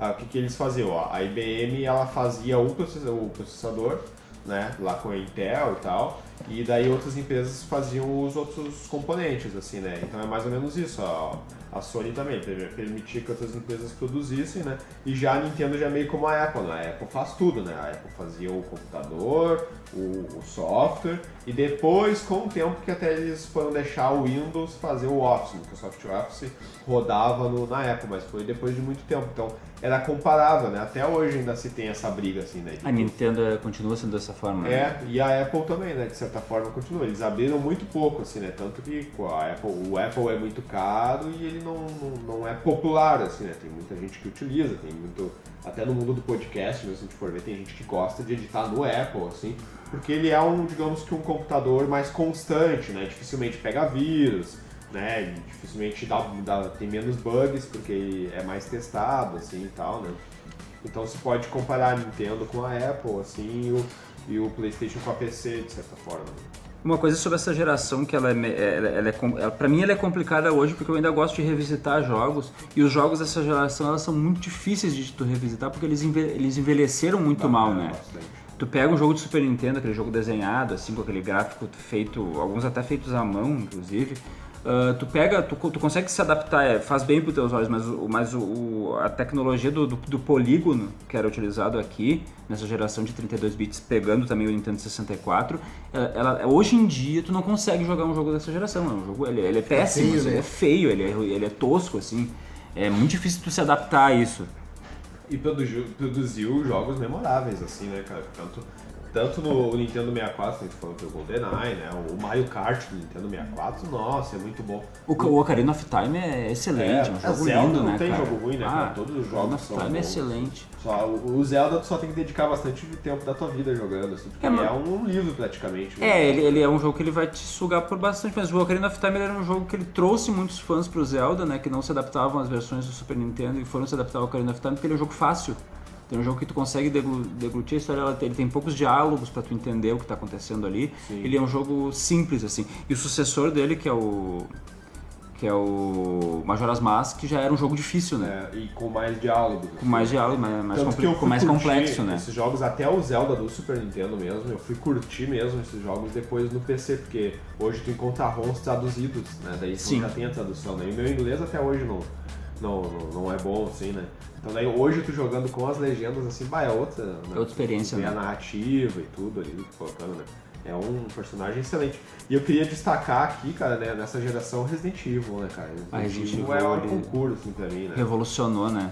Tanto saiu então, o primeiro Resident lá, e é legal que eles já fizeram aquela abertura cinematográfica, né? Eles pegaram atores parecidos com os personagens, assim, e depois ele contava uma narrativa onde tu meio que conseguia jogar ele sem entender muito inglês, né? Tu sacava ali uma palavra ou outra, né? E o nível de detalhes, né, cara? Tipo, tu lia o papel que tu encontrava no chão, tu lia um livro, e daí ali no que tu lia ia ter um código que tu ia usar na máquina de escrever que tu salvava, ou tu ia usar num cofre, tinha o número do cofre. Era uma experiência E os primeiros, legal, né? principalmente os primeiros dois, né? Destacando o segundo, que pra mim é o melhor Resident Evil até agora, né? O Resident Evil 2. Tanto que ele recebeu o remake agora também. O jogo era difícil pra caramba, né, cara? Era muito difícil, assim, tipo, tu tinha que calcular durante as fases do jogo o que tu ia utilizar de munição, o que tu ia utilizar das ervas medicinais pra ver se tu conseguia chegar até o final. O jogo era estúpido, assim, de difícil. Depois eles fizeram versões com um pouco mais fáceis, assim, que daí tinha umas manhas, né? Eu lembro que eles lançaram o Resident Evil 2 DualShock. Resident Evil 2 DualShock, tu entrava no menu lá, segurava as duas defesas e ficava com bala infinita, assim, né? Daí, isso atrapalhava um pouco a experiência. O legal era tu ter que calcular tudo, assim, né? Mas agora para um jogador mais casual, assim, era mais legal. Porque tá afim de só ver a história do negócio, né? Isso, daí vai com bala infinita, o negócio é matar zumbi ali e tal, né? Daí ficava... E depois eles começaram já, a partir daí, de fazer jogos com versões mais fáceis. O Resident Evil 3, então ele já vai ter a versão light ali, onde tu já consegue virar ele. Que ele só vinha na versão japonesa, que era chamada de Biohazard, né? E eu lembro do Resident Evil 3, essa versão light, que tu encontrava uma bazuca no primeiro baú. Ah, sim. E daí tu saia dando bazuca com bala infinita, daí tu saia dando bazucada em todo mundo. Mas essa era a versão, digamos assim, que eles já faziam com tudo aberto, né? Sim. Só que depois, mas mesmo o Resident Evil 3, a versão normal, tinha 3 níveis de dificuldade, assim, que era a light, a média e a hard. Né? E daí na light tu já tinha bastante armas, assim, por exemplo. Tu pegava uma metralhadora lá com o Carlos no hospital, que ela tinha 100 balas, na versão hard ela só tinha 20, então era bem mais difícil, assim, né? Vocês chegaram a abrir o Tofu? Ah, sim, no Resident Evil 2. No Resident Evil, tu terminava o jogo em 8 horas, num tempo determinado, específico, tu terminava toda a narrativa em 8 horas, tu abriu o personagem que era o Tofu, que era um queijo. Era um queijo. Com uma faca. Ele não podia pegar nenhuma arma, ele era um queijo com uma faca e ele tinha que passar pelas costas com aquela faca. Ele tinha uma ultra resistência, assim, tipo, ele sobrevivia muito mais tempo do que os outros personagens, mas era um queijo com uma faca. Que viagem. É legal que eles começaram a esconder alguns easter eggs nos jogos, então se tu virar em determinado tempo, tu conseguiu um personagem. Tinha o segundo sobrevivente também, né? Ele tinha... que daí já era um dos mercenários lá e tal, né? Eles começaram a brincar mais com essas coisas. E outra coisa legal de Resident Evil, uma coisa que eu aplaudo na produtora, eles fizeram isso daí sem medo e conseguiram manter o público, é que uma história começa onde termina a outra. Exceto pelo 2 e o 3, que eles se passam ao mesmo tempo, né? São personagens no mesmo lugar, com histórias diferentes, na mesma passagem do tempo, mas os jogos eles são sequenciais. Tanto que os Resident Evil, até os 6, eles são o fechamento de um arco de história. Durante, 20 anos de jogo, assim. Eu acho isso muito bacana. Porque eu gosto muito de RPGs, mas muitas vezes as produtoras eles lançam uma trilogia, depois o próximo jogo com o mesmo nome vai ter uma história diferente, que vai começar do zero, que vai trazer outros personagens e coisas assim. Um jogo que é muito amado dessa época, que passa por isso, de reescrever histórias, assim, de ficar meio zoado, é o Final Fantasy, né? Final Fantasy nenhum, até o 3 é a mesma história, né? É uma sequência, e a partir do 4, cada jogo tem uma história diferente. Doideira. Então tu vai ter que jogar novamente com outra história, outro enredo, tu não vai trazer uma coisa de um jogo pro outro. Isso eu acho muito legal, tu revisitar personagens, aparecer aqueles personagens no jogo, né? O diferencial do Resident Evil é ele ser um jogo de terror e suspense cinematográfico, né? eles conversaram. Tanto que as câmeras, assim, uma das minhas críticas a partir do 4, do 5 e o 6 ali, é que eles transformaram no jogo de FPS, assim, Numa ação, né? e um jogo de ação, assim, né? Eu gostava mais de quando era essa época, assim, que ele era mais... Aquela câmera era uma diagonal, isométrico, assim, né? Interativo, E eles posicionavam, às vezes tinha sala que tu entrava que a câmera ficava atrás da porta, tinha sala que ficava na lateral, às vezes por cima, então... E modificava a forma de movimentar o personagem, dependendo do jogo de câmera, né? Sim. Às vezes o pra trás ia pra frente. Isso. Era bizarro isso, cara. Tu tinha que te adaptar isso com um bicho enorme te atacando com os tentáculos. Era uma louco coisa de isso. direção de fotografia mesmo, assim, né? Então o jogo era uma obra de arte, assim, né? Eu achava. Tinha outros jogos que faziam isso, né? E depois eles começaram a fazer variações, assim, né? A Capcom fez também o Dino Crisis, lembra? Dino Crisis, era com dinossauros, com assim, dinossauros. e tal. Era bem divertido Teve também. um e o 2, né? Era tipo o Jurassic Park, assim. Era o mesmo jogo, só que em vez dos zumbis tinha os dinossauros. E também teve daí tinha uns outros que daí já eram bem mais difíceis e até mais monótonos, assim, porque eles fizeram Silent Hill. Silent Hill tem uma história muito boa, né? Tem, a história é boa, mas eu achava ele bem mais E monótono. tá aí um jogo que recebeu adaptação pro cinema e ficou bom, né? O primeiro é bacana, né? Ficou legal. E o Xambi não morre nesse, né? Xambi não, é o único filme que o Xambi não morre. Tinha o filme do Final Fantasy também, mas era um filme de animação. Horroroso. Né? Animação Tem horrorosa. Tem hoje dois. tô olhando, é muito datado. né? bastante. É muito ruim, cara. É muito Bastante. ruim. Tem dois, na verdade. Um que, Não que foi é ruim, lançado. não, cara. É legal. Um que foi lançado aqui, né? Mas tu já olhou recentemente de novo? Não, Que é aquele de é- astronauta. Olhou de astronauta ou tu olhou o outro? Não, aquele que tem o planeta lá, A que tem Gaia energia. e tal. Vai, isso é muito ruim, cara. É tri, cara. A vibe é outra. Bah, tu tem um conceito achei- muito diferente. É massa, tipo, é... Mas esse filme é muito ruim. quase- O japonês que conta a história do Final Fantasy VII, que pega o pós-Final Fantasy VII, que não foi lançado aqui no Brasil, né? Eu baixei por torrent, uma cópia didática. Esse é bom, esse é bem feito. Mas esse outro é muito ruim, cara. Eu gosto dele. Na época ele até achava que ele era, mas hoje olhando assim, a animação é muito datada, assim. Eu lembro que o diferencial dele da época é que, tipo, na animação mexia o cabelo da personagem. Sim, tinha detalhes da assim, pele e tal. tudo mais, né? Ele tem eu gosto do roteiro, é uma mensagem Pois bem é, bacana, do a Guy, vibe os fantasmas do Guy. eu compro a ideia, entendeu? Uma Cara, coisa bem espiritual, assim, só que a animação é muito datada. É que pra quem joga o negócio, eles pegaram o nome Final Fantasy e jogaram num filme que eles queriam não, promover. Tá, entendi. Tá. Porque, tipo, não tem Eu quase nunca nada a joguei isso. ver com E se o tu jogo. comparar, ele é um filme de animação em 3D, assim, tal, que saiu depois do Toy Story, né? Se tu comparar ele com Toy Story, assim, ele perde muito em animação, né?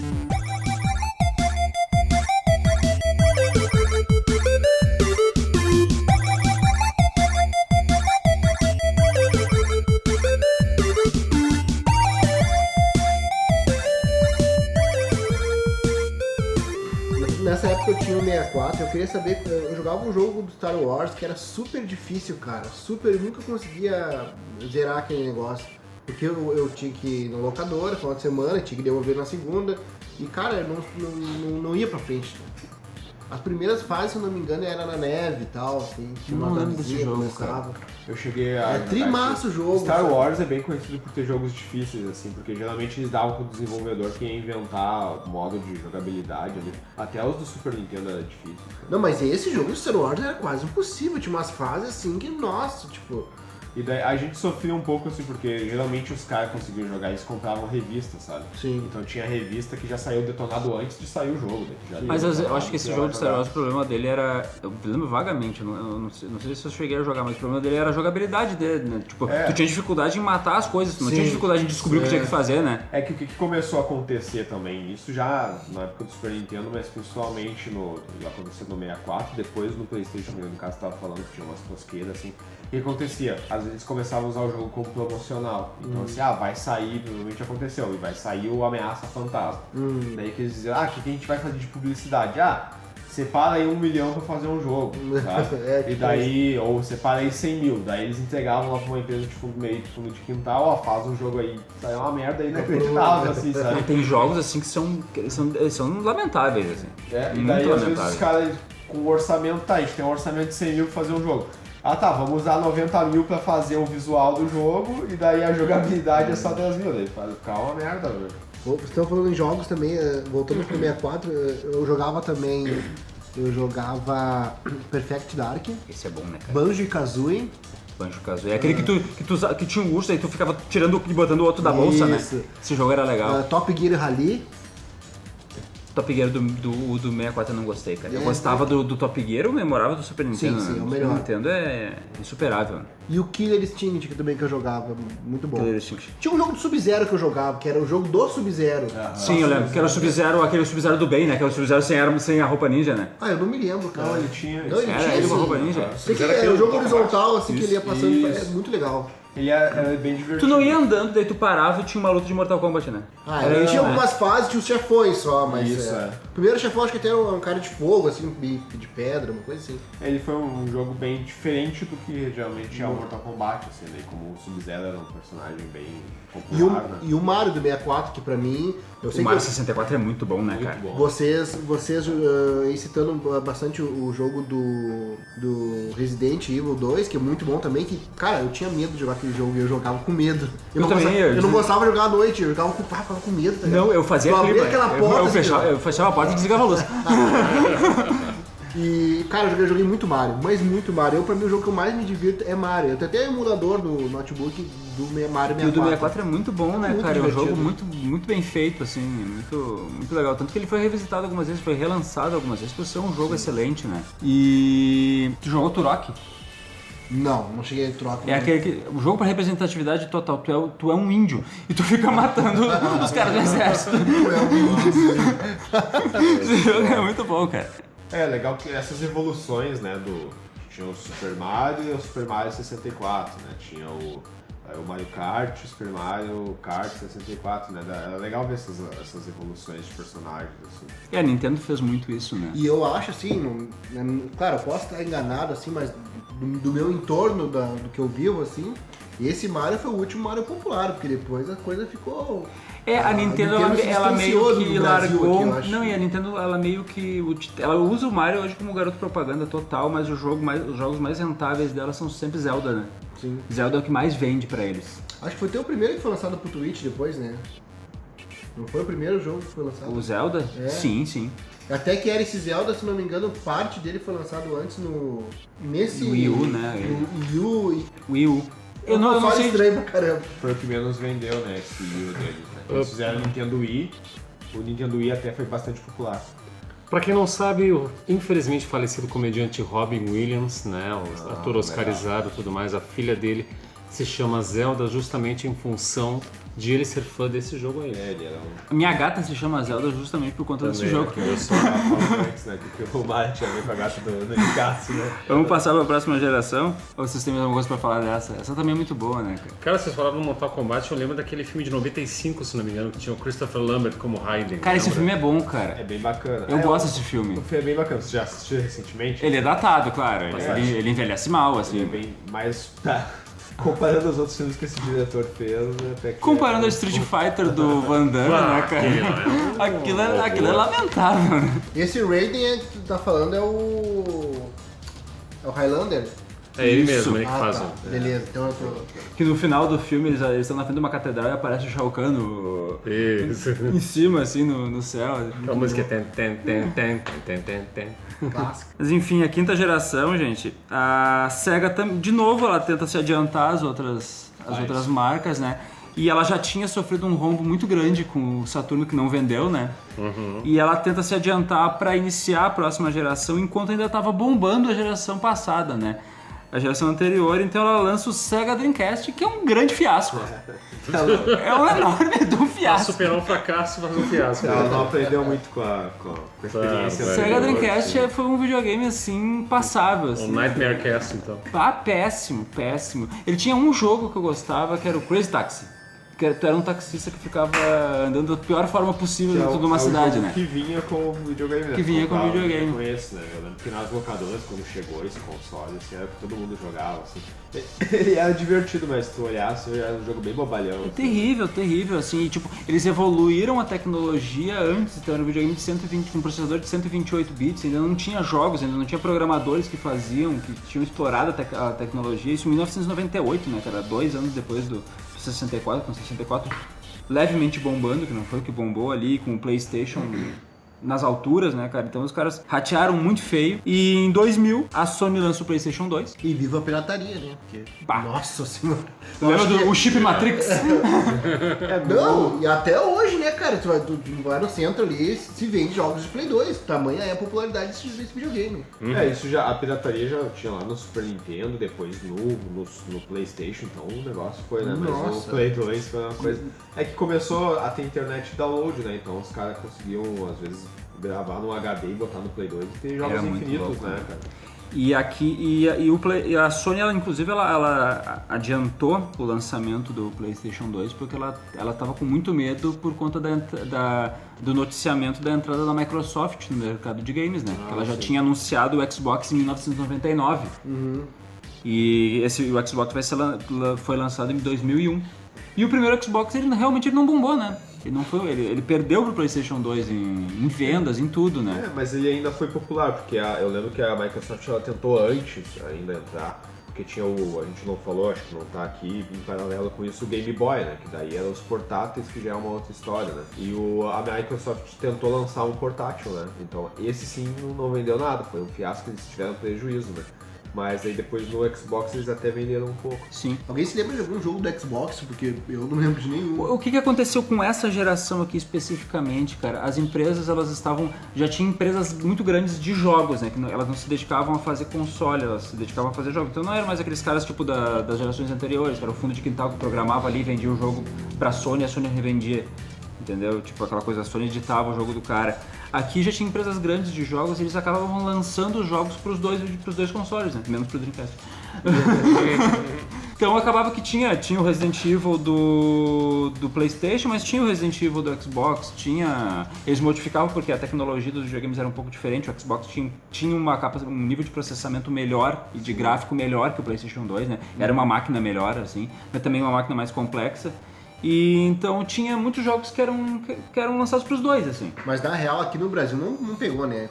Cara, O primeiro Xbox não pegou. Ninguém tinha esse não troço. pegou. O que aconteceu só antes de ir pra aí voltar um pouquinho no Dreamcast? A minha impressão na época do Dreamcast, até olhando alguns jogos mais tarde, é que eles tinham problema de roteiro, cara.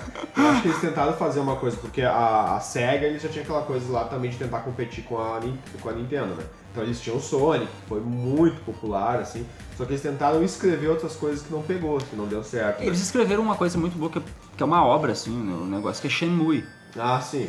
Esse jogo é um jogo que ele é fora da curva, assim, até pra hoje, assim, é um jogo que tu vai jogar hoje e tu consegue explorar aquela narrativa de uma maneira bacana, assim, que conta a história de um cara, são dois jogos, né, conta a história de um cara que ele é filho do dono de um templo, e esse cara, esse velho morre e ele volta pro templo, e esse templo tá devendo uma grana bizonha pra uns agiotas, e esse cara tem que arranjar formas de pagar isso daí, então tu sai procurando emprego, tu sai fazendo diversas coisas, então é um jogo com uma narrativa bacana, assim, ele era bom aquele jogo. E no PlayStation, ali a gente já vai ver uma coisa ali que é um pouco pré-GTA, né, porque o primeiro GTA lá do PlayStation, ele não é nem um jogo tão bom, assim, Ele saiu pra computador primeiro, né, os primeiros ele dois, era um jogo né. de cima, assim, né, a tela era de cima, daí tu saía, roubava um carro, roubava outro, ele não era um jogo tão narrativo. Ele não era tão um gráfico, jogo, né. Ele era um jogo mais de ação. Tinha uma outra coisa antes que era o Drive, né? Do Play 1 o Drive era muito foda. Tu roubava carro, tentava sair de carro. E tu roubava, era nos anos 60 ainda, né? Era muito Tinha bacana. duas versões, tinha uma que era contemporânea e tinha dos anos 60, assim, porque era o... Drive 1 e 2, né? Era 1 e 2. Acho que não era nos anos 60, era o Drive Havana, tu jogava em Havana. Daí. Isso, que daí tu tinha os carros Os carros de Havana, isso. Daí, então ele já era muito mais narrativo até que o GTA. O Dreamcast, eles vêm com esse jogo do táxi, que tu falou, assim, que eu acho que foi um pouco no hype daquele filme, o Táxi lá e tal. Só que ele era um jogo bem bobalhão. Taxi Driver, né? A dinâmica do jogo, não é dinâmica que se diz, esqueci o nome que se utiliza pra jogabilidade, assim, era muito legal, o gráfico do jogo era muito legal, ele era um jogo bem bobo, assim. Idiota, né? Tu não tinha muito objetivo dentro do jogo, né? E daí, indo pro Xbox, o que aconteceu com o Xbox? Surgiram os jogos pra PC, né, então tinha os jogos da Microsoft pra PC, tipo... E daí, o que era uma bronca um pouco dos jogadores, que se criou aquela coisa, o jogador de PC e o jogador de console, né? E tinha uns caras que queriam jogar os jogos de PC no console. Só que a Microsoft não queria licenciar os jogos deles para o PlayStation, e o PlayStation também tinha alguns jogos exclusivos de console, né? Então o que a Microsoft fez? Eles quiseram entrar no mercado de consoles, onde os jogos de PC podiam ser jogados nos consoles, né? Então eles eles não ganharam tanto assim com o Xbox, mas eles só agradaram os fãs que também queriam jogar no console, assim, porque eles ganhavam muito dinheiro com o jogo de PC, né? Sim. E daí tinha aquela coisa, tinha o Battlefield, que era de PC, e tinha o concorrente, que era Black Ops, sei lá, uma coisa assim. O Battlefield e o Call of Duty. Isso, que daí era do Play e o do PC, né? A grande jogada ali é puxar os jogos Hoje em do dia PC tu já tem os dois pros dois. Assim, já é uma coisa Isso. que eles largaram isso daí de mão, assim. E daí qual era a promessa lá? Que às vezes tu comprava um jogo pra Xbox que esse jogo também ia rodar no PC lá, com o mesmo CD ia rolar no PC, né? Então essa era a grande jogada deles, assim. E começou agora com os videogames pelo ano. Já tinha acontecido antes de forma precária, mas os videogames agora com conexão à internet nessa geração, né? Então tinha jogos que eram lançados para que tu jogasse online ou tu jogasse com os teus amigos, com cada um na sua casa, né? A gente não utilizou isso no PlayStation 2 porque a gente pirateava muito aqui, né? Na época do PlayStation 2. Então a gente tinha o chip que acabava inibindo a compatibilidade com ele com a rede, né? Porque ele perdia as atualizações e tal, mas se tu comprasse ele original, sem esse chip, que eles chamavam de chip Matrix aqui no... Lembra que tu ficava torcendo pra rodar a tela? Lá ficava ali aquele negócio azul assim, daí quando aparecia o PlayStation 2 tu respirava. Pois é, então esse chip inibia, mas se tu comprasse ele original, jogasse os jogos originais, ele tinha uma conectividade com a internet, né? É fora o fato que a internet era uma porcaria. Era uma droga, não é né? grande coisa, né? Mas comparado com a internet dos Estados Unidos e do Japão, ainda é muito ruim. Nessa época era impossibilitava terrível, jogar, né? A terrível. gente tinha internet de escada ainda, né? Tinha internet de escada. Então era impossível, né? Tinha que ter uma conexão de banda muito boa pra jogar, né? Puxando a terceira curiosidade aí, então...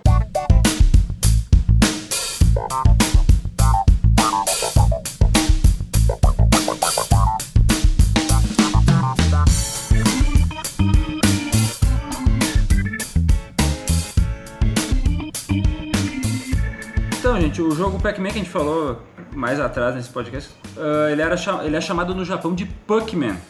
Só que quando ele veio pro ocidente, ele foi mudado esse nome pra Pac-Man, porque a palavra Puck fica muito parecida com fuck. Então eles pensaram que o pessoal ia começar a brincar com o nome do personagem e chamar de Fuckman. É o formato de bola. Mãe, eu vou jogar o Fuckman. Então o jogo originalmente que foi feito para atrair o público feminino para dentro dos consoles, que era um universo genuinamente masculino, né? Ele imagina chamado de Fuckman, né? Você sabe por que aquele personagem do Star Wars no Brasil é chamado de Conde Dooku, né? Não. Você sabe qual é o nome dele original? Não. Acho que o Felipe Sim, sabe. sei. Pois é, então. É o Conde Dooku. O Star Wars nunca se deu muito bem pronunciando no Brasil, né? Quem fala isso muito é o Guilherme Briggs, né? Porque o Guilherme Briggs, ele dubla os Star Wars e tal, né? Daí ele falou, né? Esse foi o primeiro problema, né? Porque ele disse que ele tinha que explicar pros caras que faziam a parte do som nos Estados Unidos, né? Quando vinha a dublagem, daí ele tinha que ligar pros caras e dizer, olha só, não vai dar pra chamar de Conde Dooku aqui, vai ficar estranho, né? Então a gente vai fazer uma adaptação, né? E ele disse que o outro ano que eles tiveram foi com o Mestre Sifo-Dyas, né? Daí teve que trocar pra Sifo. Saigovias, exato. Ficou Sifo-Dyas, né? Era muito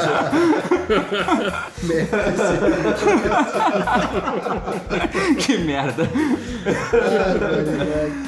Tem outros que ele conta também, até foi no Nerdcast com o Guilherme Briggs, que ele falou isso aí, entre outras entrevistas, né, que o Guilherme Briggs teve, tudo quanto é podcast. Aliás, a gente tem que ver quanto é que é o cachê, pra ver se ele grava com a gente, assim, né? Imagina que o André Puente grava. Não deve ser muito alto, a gente diz que é de escola pública, de repente ele nem cobra, né?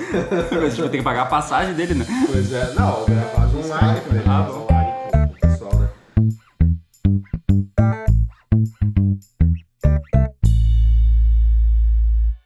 Sexta geração, então? Sexta geração, então, vocês não sei se deu pra perceber, mas a Nintendo nos consoles caseiros, né? Esses consoles estáticos caseiros, ela ficou parada na quinta geração, né? O rombo do Nintendo 64 ele foi um pouco grande, então ela decidiu se dedicar aos portáteis, que a gente vai falar mais pra frente. Então ela volta nessa sexta geração, mas antes do console da Nintendo, a Microsoft dessa vez se adianta e um ano antes ela lança o Xbox 360, em 2005, né? seguido pelo PlayStation 3 em 2006 e o Nintendo Wii também em 2006. Aqui nessa geração os jogos eles atingiram um outro patamar. Eu acredito, aqui o gráfico, a tecnologia da coisa, ela nunca teve uma evolução tão grande entre uma geração e outra, assim, quanto teve da quinta para a sexta geração, assim, a capacidade das máquinas era muito maior, e dessa vez a Sony fez uma máquina melhor que a Microsoft. O PlayStation 3 é uma máquina superior ao Xbox 360, tanto que quando ela foi lançada, isso em 2006, ele era a máquina não militar mais poderosa que tinha, com maior nível de processamento. O processamento dele era fantástico para aquele período, assim. Então foi uma geração assim que evoluiu bastante os jogos. Só fazendo um outro parênteses aí, que vai parecer que na quinta geração a Nintendo não fez console, mas eles fizeram, né? Não consta que é o GameCube, né? Ah, é verdade, esqueci do GameCube. GameCube. Até teve alguns jogos, assim, a única coisa que eu lembro que eu joguei no Nintendo Cube foi o Resident Evil 0. Eles fizeram Resident Evil que se passava antes. E que era um videogame que também não deu certo, né? Esse é um videogame que flopou. Eles fizeram alguns jogos meio bizarros. Ele era um quadradinho. Era um cubo. Tanto que nem se for ver o Mario... Lembrei, agora ele era roxo. E ninguém jogou, né? Ninguém lembra dos jogos do... E foi o primeiro console da Nintendo com CD, né? Porque antes o 64 eles fizeram com CD, né? Mas agora assim, virou, digamos que essa sexta geração, ali na quarta já era, né? Mas a sexta geração aí com o Xbox, coisa virou coisa de adulto mesmo, assim, né? A começar que o console era muito caro, o preço, né? Já começou a ficar uma coisa muito... O PlayStation 3 ele chegou aqui no Brasil com um valor, eu acho que era 4 mil reais, um negócio assim.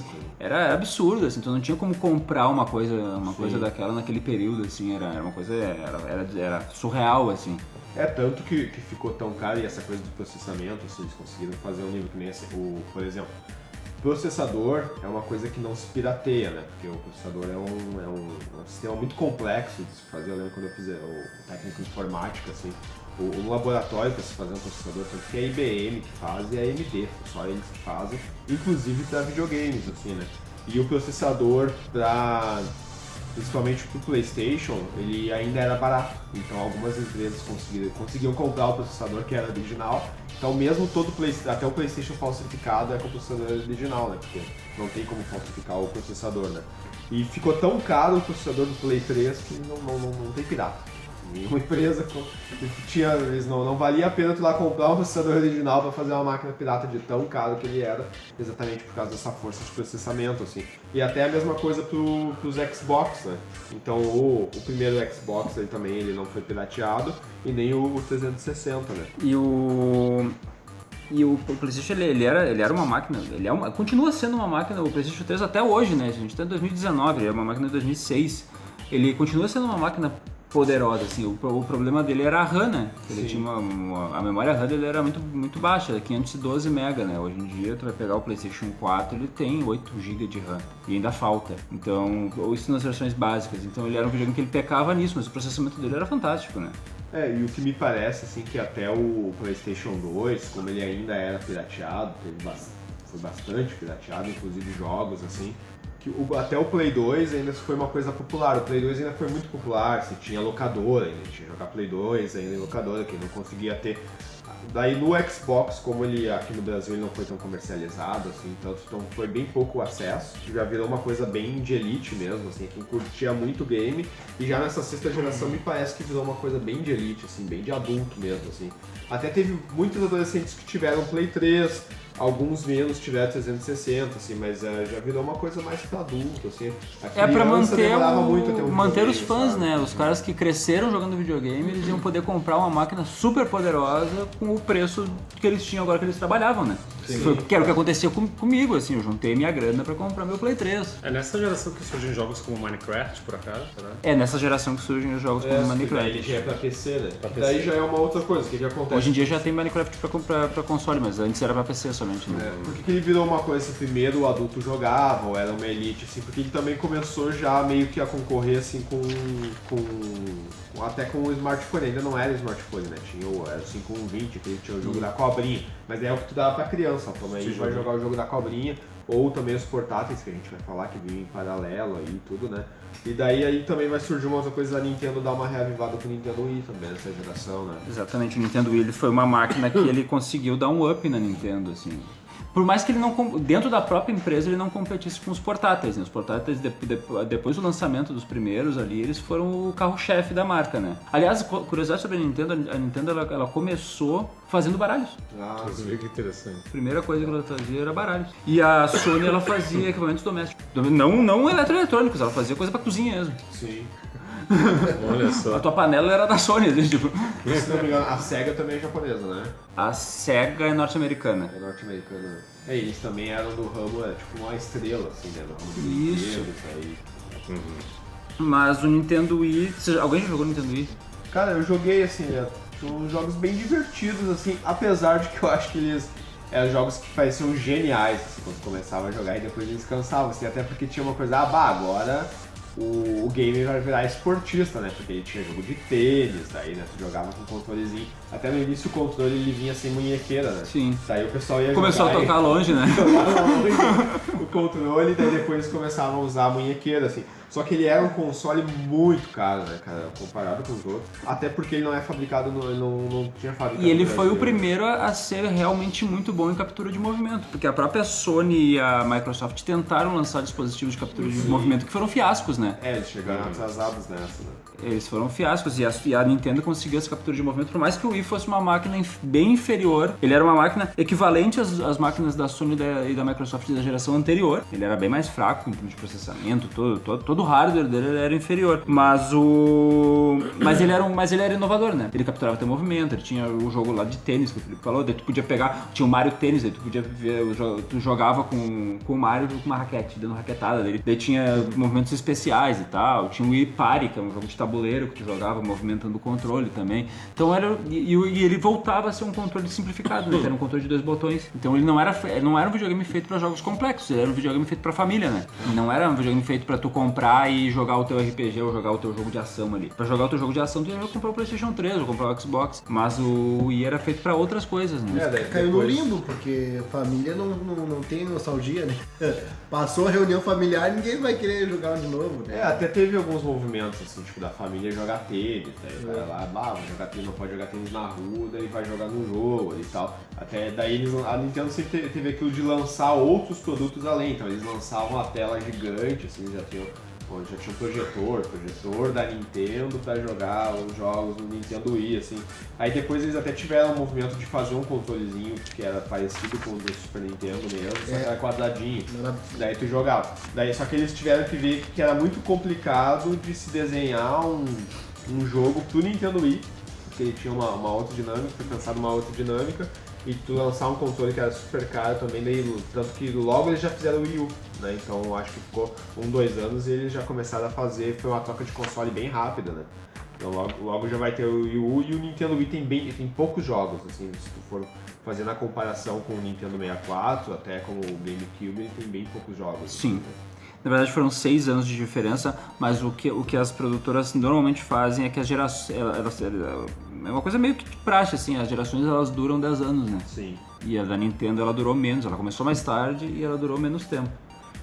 E aqui no Brasil tem uma particularidade com o Xbox 360, é que eles fizeram uma fábrica aqui, né? Então teve muita gente que comprou porque ele era relativamente mais barato, né? E tinha o Xbox do Brasil, que ele dava problema no processador, né? Que ele acendia as luzes laranjas na frente, daí morria o videogame, daí tu ficava apavorado. É que aquilo é a versão piorada, assim. Daí a gente fez até que a Sony foi só... Quando saiu o Play 4 é que a Sony fez uma fábrica aqui no Brasil. Já tinha sido lançado já eles tá. fizeram, mas pra fabricar Play 3. Play 3 lá em Manaus, né? Nem sei se já estão fabricando Play 4, mas... Eles pararam, inclusive. Não estão mais fabricando nada. Essa semana foi a última semana de produção do PlayStation 4 no Brasil. Inclusive baixou o IPI e o videogame, mesmo não sendo produzido aqui, ele vai ficar mais barato. É, porque quando lançaram o Play 4, meu Deus, era 7 mil reais. Era bizarro, né, cara? Era bizarro. É, muito maluco, assim, ó. Qual é o preço de um Play 4 hoje? Hoje? Paguei 1.400. 1.400 novo, na caixa. na caixa. Pela internet. Comprei em loja. Mas hoje em dia eu acho que agora, é que eu não me atualizei mesmo os preços, mas eu acho que agora ele até encareceu um pouco mais. Acho que tem Ele varia conforme o dólar também, né? Ele dá faz essa 1.500 variação, também, né? E a Sony, ela lança, o Play 3 já passou por isso, ela lança versões diferentes dos seus videogames, né? No Play 1 tinha o PlayStation 1 e tinha o PlayStation 1, que era aquele branquinho menorzinho, né? Que ele esquentava muito, então ele tinha esse problema, mas o outro era muito caro de produzir, porque o outro tinha uma caixa enorme que ele tinha coolers ali dentro que facilitava. Diminuir o tempo que ele esquentava, né? Isso. E daí o Play 2, ele tinha o Play 2 Slim também, que era um outro problema, que ele também esquentava pra caramba, assim. Esse daí é o meu Play 2, assim, tu frita um ovo em cima do negócio.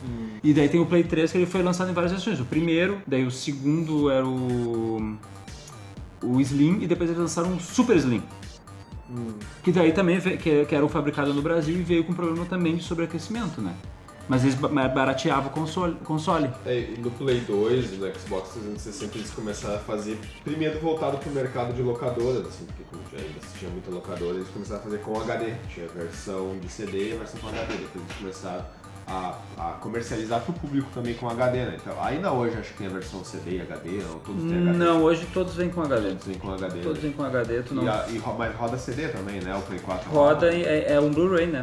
Ah, sim, São os dois. O X, isso daí é outra coisa de vantagem da Sony para Microsoft nessa geração específica, que era um Blu-ray no PlayStation 3 e a Microsoft continuava com o Dual Layer, né? Sim, Que era aquele DVD duplo de 8 GB. Então os jogos ficavam limitados a esse... até porque como o Blu-ray era uma tecnologia patenteada e tudo, eles só forneciam para a Sony, né? Então a Microsoft não podia fazer essa aí. Tanto que até os primeiros aparelhos Blu-ray por muito tempo foram só Sony, né? Até que a Blu-ray licenciou para outras empresas. Assim.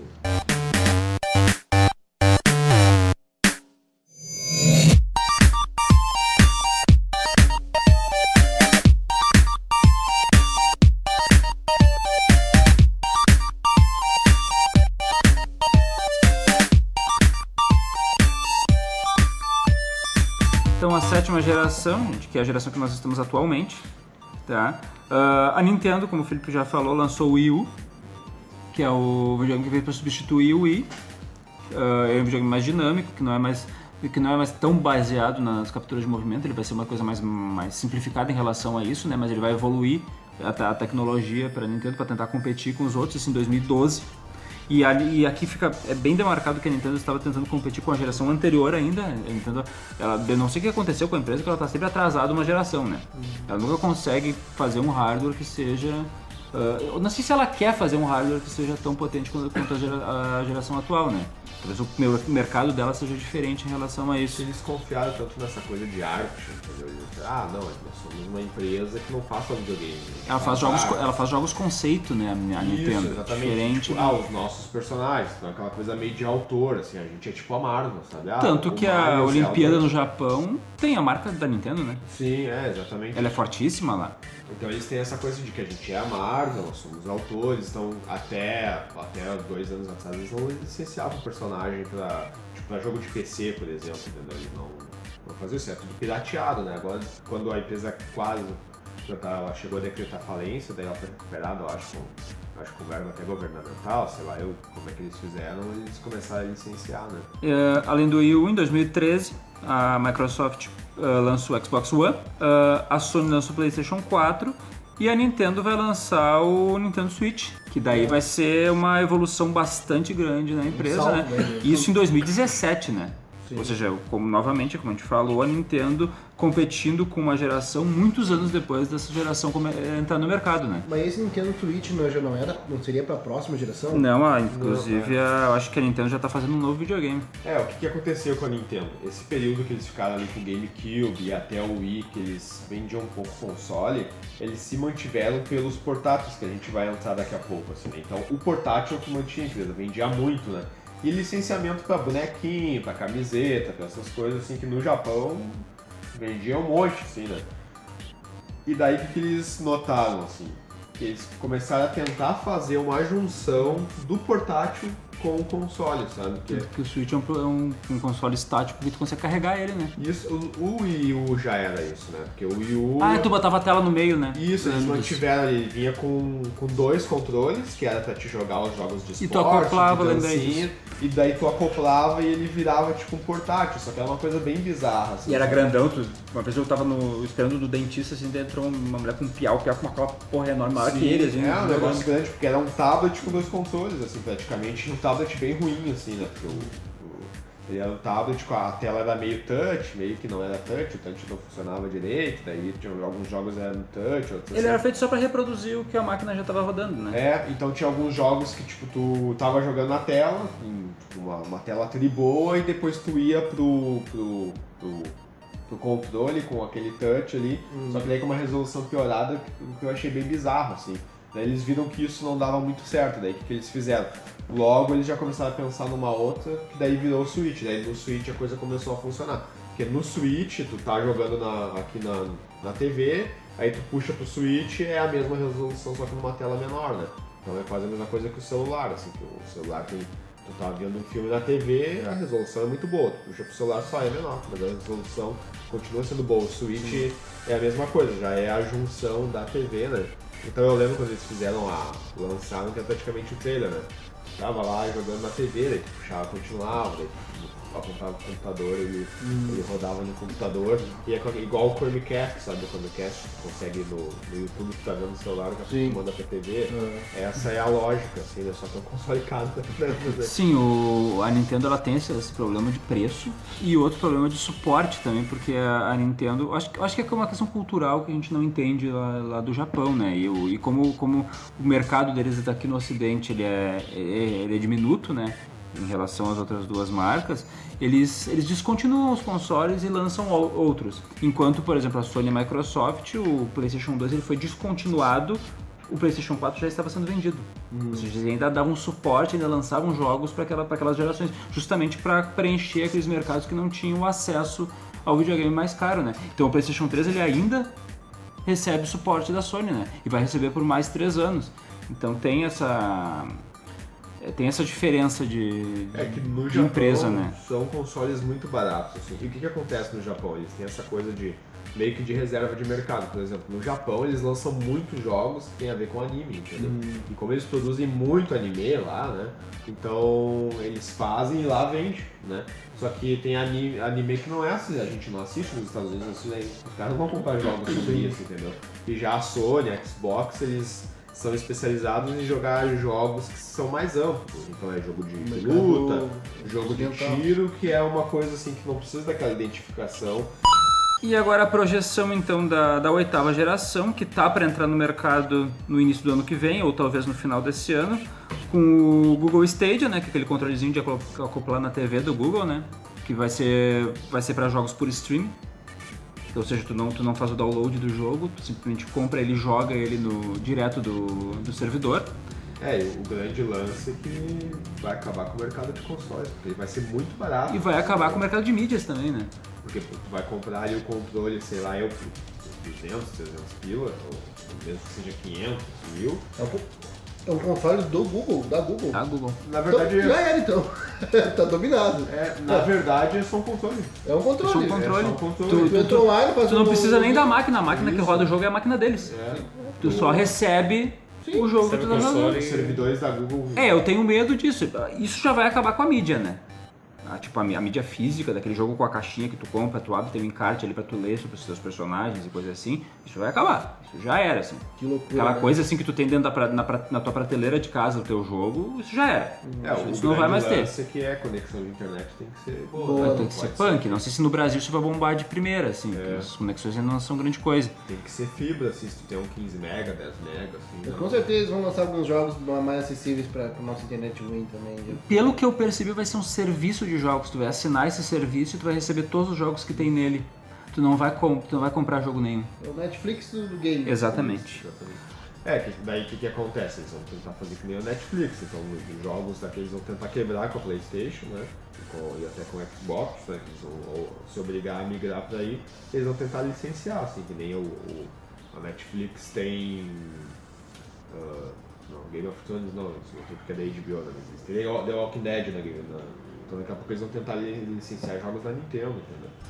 E a Sony ela já se adiantou com relação a isso, o PlayStation 4 não no Brasil, justamente por conta dessa questão de conectividade, né? Ele já tem o PlayStation Now, né? Que é um serviço de streaming de jogos que tu assina, paga uma mensalidade que é cara, lá mesmo em euro ela é cara, e tu recebe uma cacetada de jogos e joga aqueles jogos ali. A Microsoft tem o Game Pass, tu recebe também uma biblioteca de quase 300 jogos, mas tu ainda tem que fazer download, tu não joga do servidor deles, né? Mas joga pelo teu Xbox. Mas enfim, não sei qual é que vai ser o nome do próximo videogame da Microsoft, vai ser Xbox alguma coisa, mas o nome do projeto é Project Scarlet, tá? Previsão de lançamento em 2020. E o PlayStation 5, que inclusive o design dele já tá rolando pela internet por aí, né? Já tem como vai ser o videogame, então, e inclusive já foi confirmado pelos caras da Sony que ele vai ser daquela forma ali mesmo, né? Muito parecido com esse atual, no formato, utilizando mais linhas quadradas e tal, também pro lançamento em 2020, tá? Por que tem tanta piada do Xbox? Tem páginas do Facebook, tipo, zoando... É que aquela coisa, a Sony ela é mais uma empresa, o PlayStation é mais um videogame mais de nicho, né? Então ele tem aquela questão dos exclusivos dele sem roubarem o mercado. Sim. Então tem jogos que tu vai ter pra PlayStation que tu jamais vai ter na Microsoft, porque a Microsoft tem muito pouco disso. Fora que os jogos da Microsoft saem pro Xbox e saem pro PC. Então por que tu vai ter um Xbox? Tu pode ter um PC, né? Que tem mil e uma utilidades além de ser um videogame. Então, às vezes é aquela coisa, a preferência pela Microsoft no console acaba sendo zoada, né? Sim. A Microsoft tá tentando alguns movimentos, até o Windows 10, o 8 já, mas principalmente o 10 saiu nesse sentido. O que eles tentaram fazer, aparentemente não deu muito certo, né? Com o Windows 10 a intenção é assim, tu compra o Windows 10, aí com um pacote de games. Daí então vai rodar tanto no PC, quanto até na tua TV, quanto no celular. Inclusive eles tinham a intenção de tu rodar na TV usando o celular como controle, sabe? Eles estavam com essa ideia, né? De que o Windows 10 fosse um negócio meio genérico. Tu compra ali o pacote Windows 10 com games, daí tu vai rodar no celular e no console, no Xbox.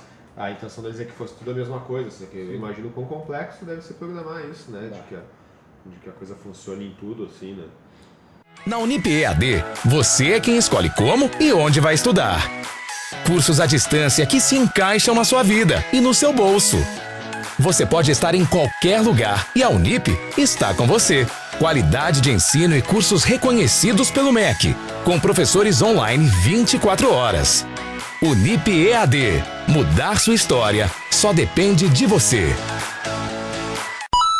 E para finalizar então, os portáteis, tá? Já existiam portáteis na década de 70, nenhum deles deu certo, justamente por falta de tecnologia, eles eram muito precários, mas já existiam eles, a noção do portátil não é aquela coisa do minigame que a gente tinha quando a gente era criança, sabe? A noção do videogame portátil é aquele videogame que tu pode trocar o jogo que tu está jogando através de um cartucho, né?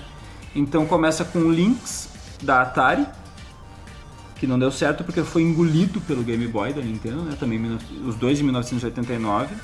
A Sega lançou o Game Gear, que vinha com Alex Kidd na memória, que é um videogame muito grande, enquanto o Game Boy era pequenininho, o Game Gear era enorme. É que a grande coisa que o Game Boy vendeu pra caramba, assim, é que é por causa do Pokémon, né, cara? Então... O Pokémon, na verdade, atualmente, no console portátil, é o que leva a Nintendo, né? Inclusive o anime de Pokémon, a gente pensa que é vice-versa, mas não. O anime de Pokémon ele é lançado para promover o jogo, né? Sim. É, como outros, né? Até, tipo, o He-Man também foi nessa pra vender bonequinho, né? Mas ele saiu pra vender o jogo, assim. E vendeu muito, né, cara? E tem várias versões de Pokémon, assim. Muito. Tem Pokémon...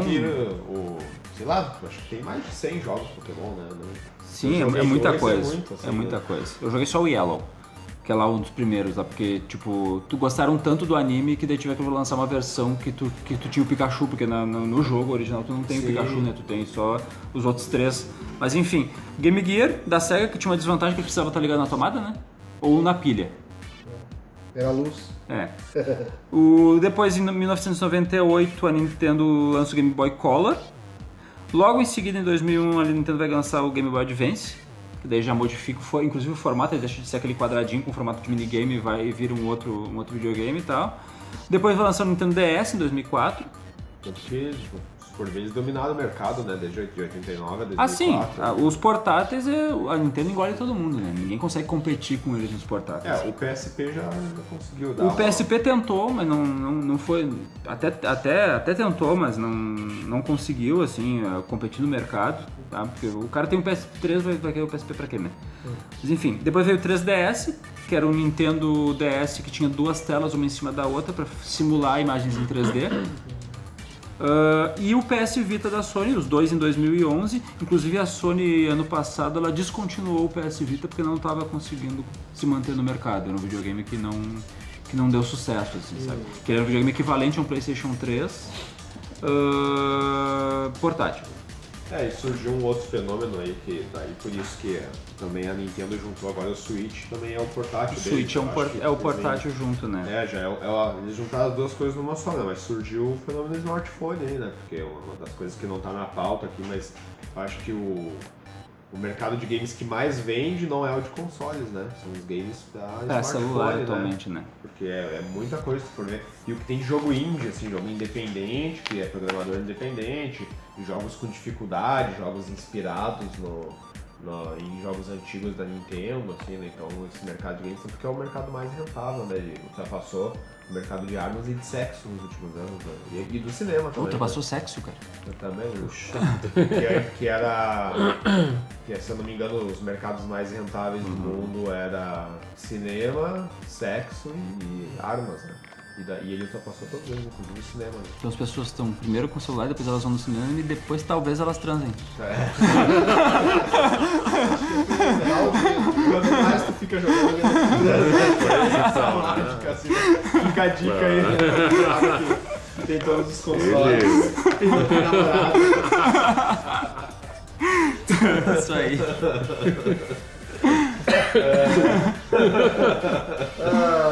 A gente termina com essa. Isso aí, então. Então é isso, uma vida muito próxima a todos. Valeu. Falou.